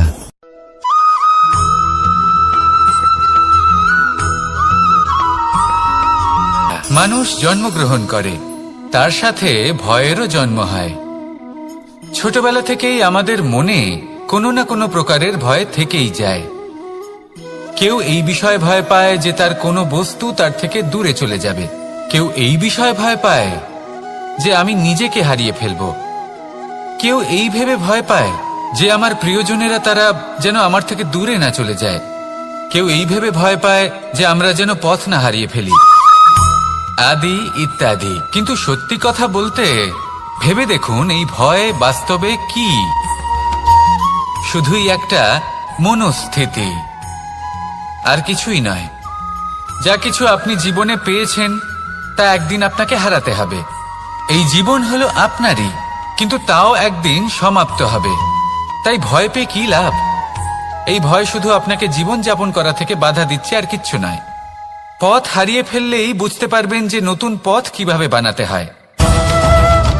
কিছু মানুষকে জীবন থেকে হারালে তবেই আপনি বুঝবেন যে আপনার আপনজনকে।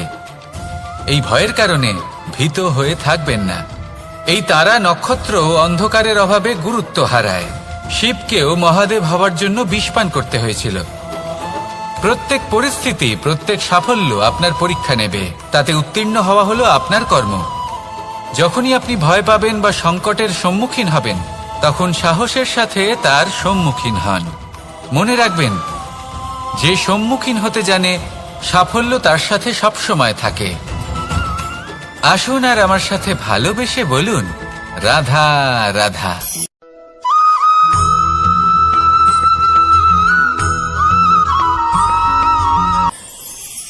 দেখুন, এটা তো সবাই করে থাকেন। ধনের কামনা করা, ধন অর্জন করা, ঈশ্বরকে ধন্যবাদ জানানো, সবাই করেন, কিন্তু ফল সবাই পান না। কারণ বেশিরভাগ মানুষই পেছনে ফিরে তাকিয়ে এটা ভাবেন যে আমরা তো জীবনটা যাপনই করলাম না। এই জীবনে সবকিছু আছে, সম্পত্তি আছে, স্বাচ্ছন্দ্য আছে, সাফল্য আছে, শুধু সুখ আর শান্তি নেই। এবার এরকমটা কেন হয়, এর পেছনে কারণটা কি? কারণ হলো এটাই যে জীবনে বাঁচার যে বিধি আপনি নির্বাচন করেছেন তা কিছুটা অনুচিত। জীবনে কিভাবে বাঁচা উচিত, জীবনযাপন কিছুটা রীতি মেনে করা উচিত। অর্থাৎ সবাইকে ভালোবাসুন, কারোর সাথে ছলনা করবেন না, সম্পর্ক গড়ে তুলুন, তা পালন করুন। যদি ধন অর্জন করতে চান তাহলে নীতি মেনে করুন, ভেবেচিন্তে পরিকল্পনা করে। আবার বলবো, কারোর সাথে কোনো ছলনা নয়, কোনো অনুচিত কর্ম করবেন না ধন অর্জন করার জন্য। আর যদি ঈশ্বরকে ধন্যবাদ জানাতে চান তাহলে প্রীতি দ্বারা করুন। আর যে ব্যক্তি রীতি, নীতি আর প্রীতি এই তিনটি ভাব বুঝে উঠতে পারে এবং তা আত্মসাৎ করে নিতে পারে, তার অতীত, ভবিষ্যৎ এবং বর্তমানকাল সবকিছু সংযত হয়। আপনি কিভাবে জীবনযাপন করতে চান, কিভাবে ধন অর্জন করতে চান, ঈশ্বরকে ধন্যবাদ জানাতে চান, নির্বাচন আপনার। আসুন আমার সাথে ভালোবেসে বলুন, রাধা রাধা।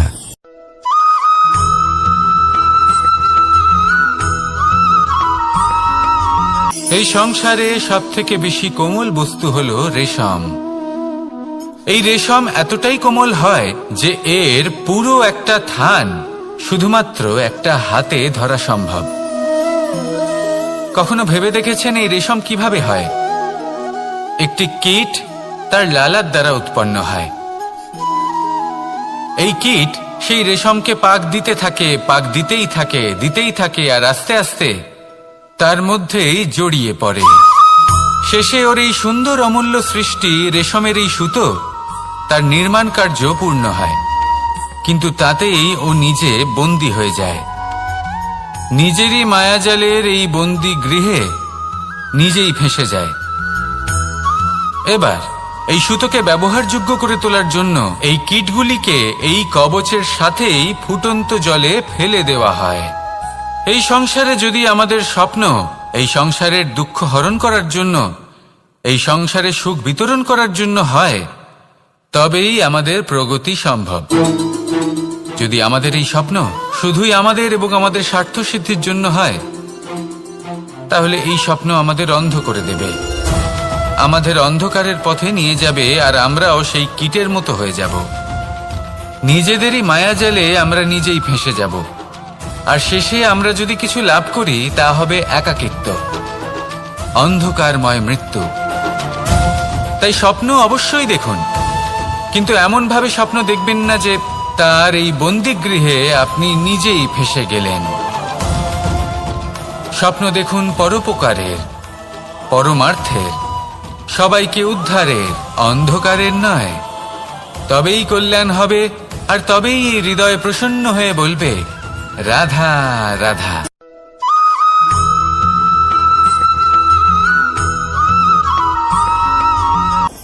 কখনো কোনো বৃক্ষকে দেখেছেন? এই ধরিত্রী থেকে ততটুকুই জল নেয় যতটুকু তার প্রয়োজন। কোনো প্রাণীকে দেখুন, এই প্রকৃতি থেকে ততটুকুই খাবার গ্রহণ করবে যতটুকু তার খিদে রয়েছে। খিদে মিটে গেলে আর খাবে না। এবার মনুষ্যকে দেখুন, সে নিজের জীবনে যা কিছু পেয়েছে, বস্তু, ধন, খাবার, শক্তি, প্রয়োজনের থেকে অনেক বেশি লাভ করার চেষ্টা করে থাকে। প্রয়োজনের থেকে বেশি যদি পেয়েও যায় তাহলেও তার কম মনে হয়। এবার এরকম ঠিক কেন হয়? এর পেছনের কারণ কি?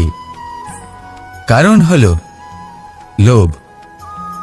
লোভের আগুন কিছু এমন হয়, যদি মানুষের মনে একবার প্রজ্বলিত হয় তাহলে শুধু বাড়তেই থাকে। ততক্ষণ বাড়বে যতক্ষণ না আপনি নিজে তাকে বাধা দিচ্ছেন। তবে এই লোভের আগুন নিয়ন্ত্রণ করা সম্ভব। পরিমিতিবোধ, পরিমিতিবোধের চিন্তা। আপনাকে শুধু নিজেকে একটা সরল প্রশ্ন করতে হবে। যখনই মনের মধ্যে কোনো বস্তুর প্রতি, শক্তির প্রতি, ধনের প্রতি, ভোজনের প্রতি লোভ বেড়ে যায়, নিজেকে প্রশ্ন করুন, এটা কি আমার কাছে ততটাই প্রয়োজনীয় যতটা একটা বৃক্ষের কাছে জল, যতটা একটা প্রাণীর কাছে ভোজন? এটা কি ততটাই প্রয়োজনীয়? যদি উত্তর না হয় তাহলে নিজেকে সেখানেই বাধা দিন, সেই ভাবনা সেখানেই ত্যাগ করুন, কারণ সেটাই হলো লোভ।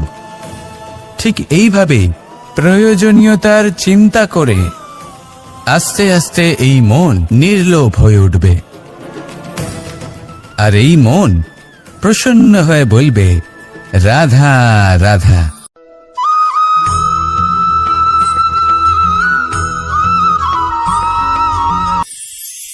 মানুষ যখনই কোনো কাজ করেন তখন ওনার মনে একটা প্রশ্ন অবশ্যই আসে যে এই কাজের পরে লোকে নিন্দা করবে নাকি প্রশংসা করবে।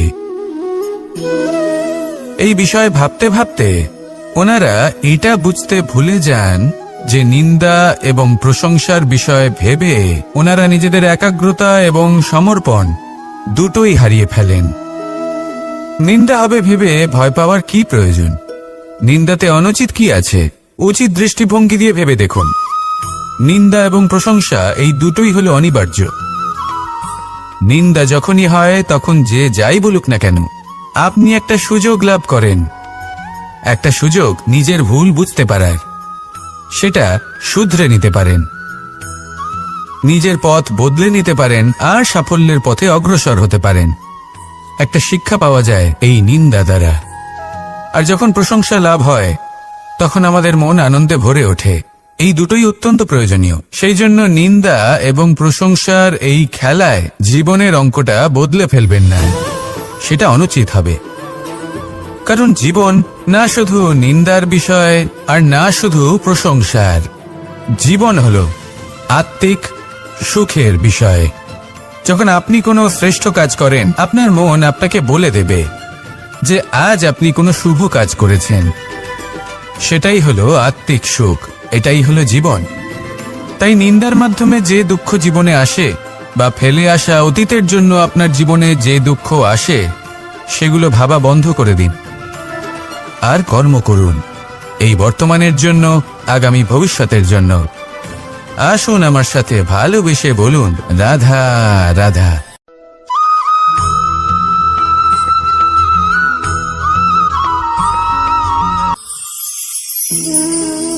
এ হলো গোলাপ ফুল। একে আমরা সকলেই চিনি। সমগ্র সংসার ভালোবাসে এই পুষ্পকে। এই ফুল দেখতেও সুন্দর। সবথেকে বেশি গুরুত্বপূর্ণ কথা হলো এর সুগন্ধ, যা দূর দূরান্ত থেকে ব্যক্তিদেরকে আকৃষ্ট করে। এই সুন্দর পুষ্প একটু মন দিয়ে দেখলেই দেখা যায় এর নিচে কাঁটা রয়েছে। এই সংসার বলে, এ প্রকৃতির কেমন রচনা, এত কোমল পুষ্প, এটা কি তীক্ষ্ণ কাঁটা সহ প্রস্ফুটিত হয়? এটাই হলো জীবনের সত্য। আমাদের অন্তরের সদ্গুণ, সেগুলিও এই ফুলের মতোই সুন্দর। সংসারের সৌন্দর্য দেখতে পায়, এর সুগন্ধ চতুর্দিকে ছড়িয়ে পড়ে। কিন্তু এই সদ্গুণ জাগ্রত করে তোলার জন্য কঠোর পরিশ্রম করতে হয়, প্রতিনিয়ত চেষ্টা করে যেতে হয়। তাই জন্য যদি আপনি জানেন আপনার পথ উচিত কিন্তু তা কাঁটায় পরিপূর্ণ, তাহলে থামবেন না, চলতে থাকুন। একবার যদি অন্তরের সদ্গুণ জাগ্রত হয়, তাহলে এই সংসার এই সৌন্দর্য দেখবে আর সুগন্ধে আকর্ষিত হয়ে আপনার কাছে আসবে। এই মন, এই জীবন প্রসন্ন হয়ে বলবে, রাধা রাধা।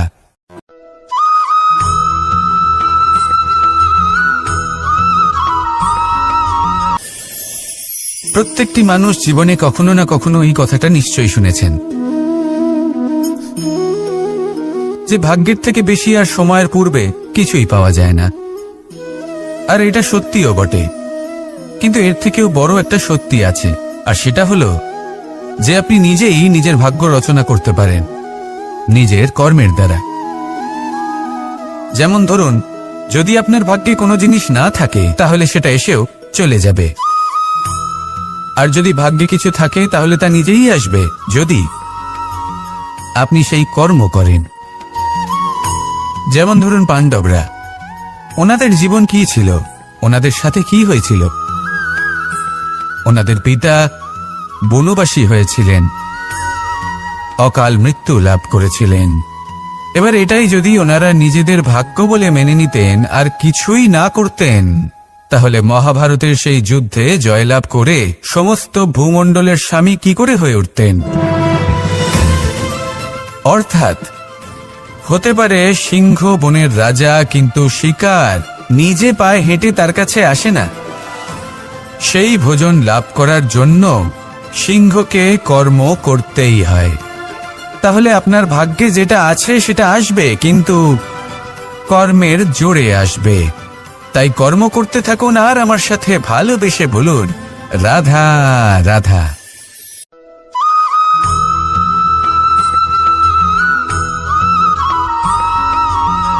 জীবন হলো আত্মিক সুখের বিষয়। যখন আপনি কোনো শ্রেষ্ঠ কাজ করেন, আপনার মন আপনাকে বলে দেবে যে আজ আপনি কোনো শুভ কাজ করেছেন। সেটাই হলো আত্মিক সুখ, এটাই হলো জীবন।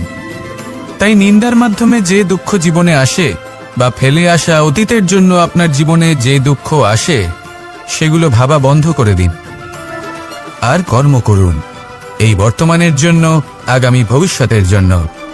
আজ আপনাকে আমি একটা কাহিনী শোনাবো। রাধার সখী ললিতা একদিন প্রসাধন করছিল। ও দর্পণে নিজেকে দেখল, আর তখন ওর প্রসাধন ওর ভালো লাগলো না। ও বারংবার নিজের প্রসাধন বদলাতে থাকলো আর দর্পণের দিকে তাকালো। কখনো ফুল বদলালো, কখনো বস্ত্র বদলালো, কখনো আভূষণ বদলালো, কিন্তু কিছুতেই নিজের প্রসাধন ওর ভালো লাগলো না। ওর মনে হতে লাগলো যেন ওর রূপ ওকে ত্যাগ করেছে। ও এই কথা রাধাকে বলল। রাধা ওই দর্পণের দিকে তাকালো, একটা বস্ত্র নিল আর সেই দর্পণকে স্বচ্ছ করে তুলল। তারপর ললিতা ওই দর্পণের দিকে তাকালো আর ও নিজের উদ্ভাসিত রূপ দেখতে পেল, নিজের সৌন্দর্য দেখতে পেল। তাৎপর্য মালিন্য দর্পণে ছিল, তার রূপে নয়। ঠিক সেইভাবেই এই দর্পণের মতোই হলো আমাদের মন। যদি এতে মালিন্য থাকে, তাহলে এই সংসারের সবকিছুই মলিন বলে মনে হবে।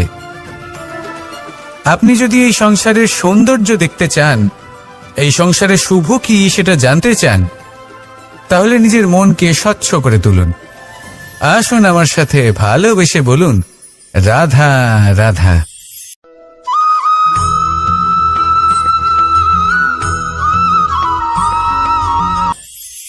আপনি কখনো কখনো নিশ্চয়ই কোনো ব্যক্তিকে এটা বলতে শুনেছেন, বা আপনি নিজে বলেছেন বা ভেবে দেখেছেন যে আমি আমার নিজের জীবনে যেটা করতে চেয়েছিলাম সেটা করতে পারলাম না, যে লক্ষ্য অর্জন করতে চেয়েছিলাম সেটা অত্যন্ত কঠিন ছিল, আমি এগোতে পারলাম না, আদি ইত্যাদি। আমরা সবাই কখনো না কখনো ভাবি যে লক্ষ্য আমরা নির্ধারণ করেছি সেটা আমাদের পক্ষে অত্যন্ত কঠিন, প্রায় অসম্ভব। আমাকে বলুন, যে প্রত্যেকটা বস্তু বা সাফল্য যা কিছু আপনি কামনা করেছেন, কোনোটাই কি সরল ছিল? নির্বাচনের সময় সেটা সরল ছিল না, সেই জন্যই আপনি সেই লক্ষ্যটা নির্বাচন করেছেন। কারণ সংসারের যে কোনো বস্তু বা কোনো সাফল্য যদি খুব সহজে পাওয়া যায় বা কম চেষ্টা করেই লাভ করা যায়, সেটা আমাদের ততটা সন্তুষ্ট করে না।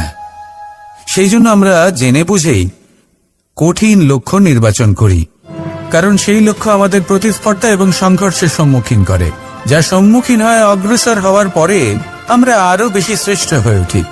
সেই জন্য কিছু অসম্ভব কিনা সেই বিষয় চিন্তা করবেন না, শুধু অগ্রসর হতে থাকুন, নিজের কর্ম করুন, সেই লক্ষ্যকে প্রাপ্ত করুন আর আমার সাথে ভালোবেসে বলুন, রাধা রাধা।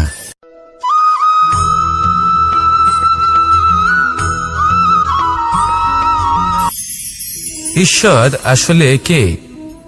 সংসারের বেশিরভাগ মানুষের কাছে ঈশ্বর হলেন এই সংসারের রচয়িতা, পালনকর্তা। কারোর কাছে উনি জ্ঞাতা, কারোর কাছে উনি হলেন আস্থার প্রতীক, আবার কারোর জন্য শুধুমাত্র অন্ধবিশ্বাস। কিন্তু এই ঈশ্বর কি কোনো শরীর, নাকি একটা বোধ, নাকি শুধুই শ্রদ্ধা? ঈশ্বর হলেন তিনি যিনি হলেন আপনার ইষ্ট। সেই জন্যই তো গুরু, মাতা, পিতা এনাদেরও ঈশ্বরই বলা হয়েছে। যাদেরকে আমরা ঈশ্বর বলে মনে করি, যারা আমাদের ইষ্ট, তারা আমাদের একটি পথ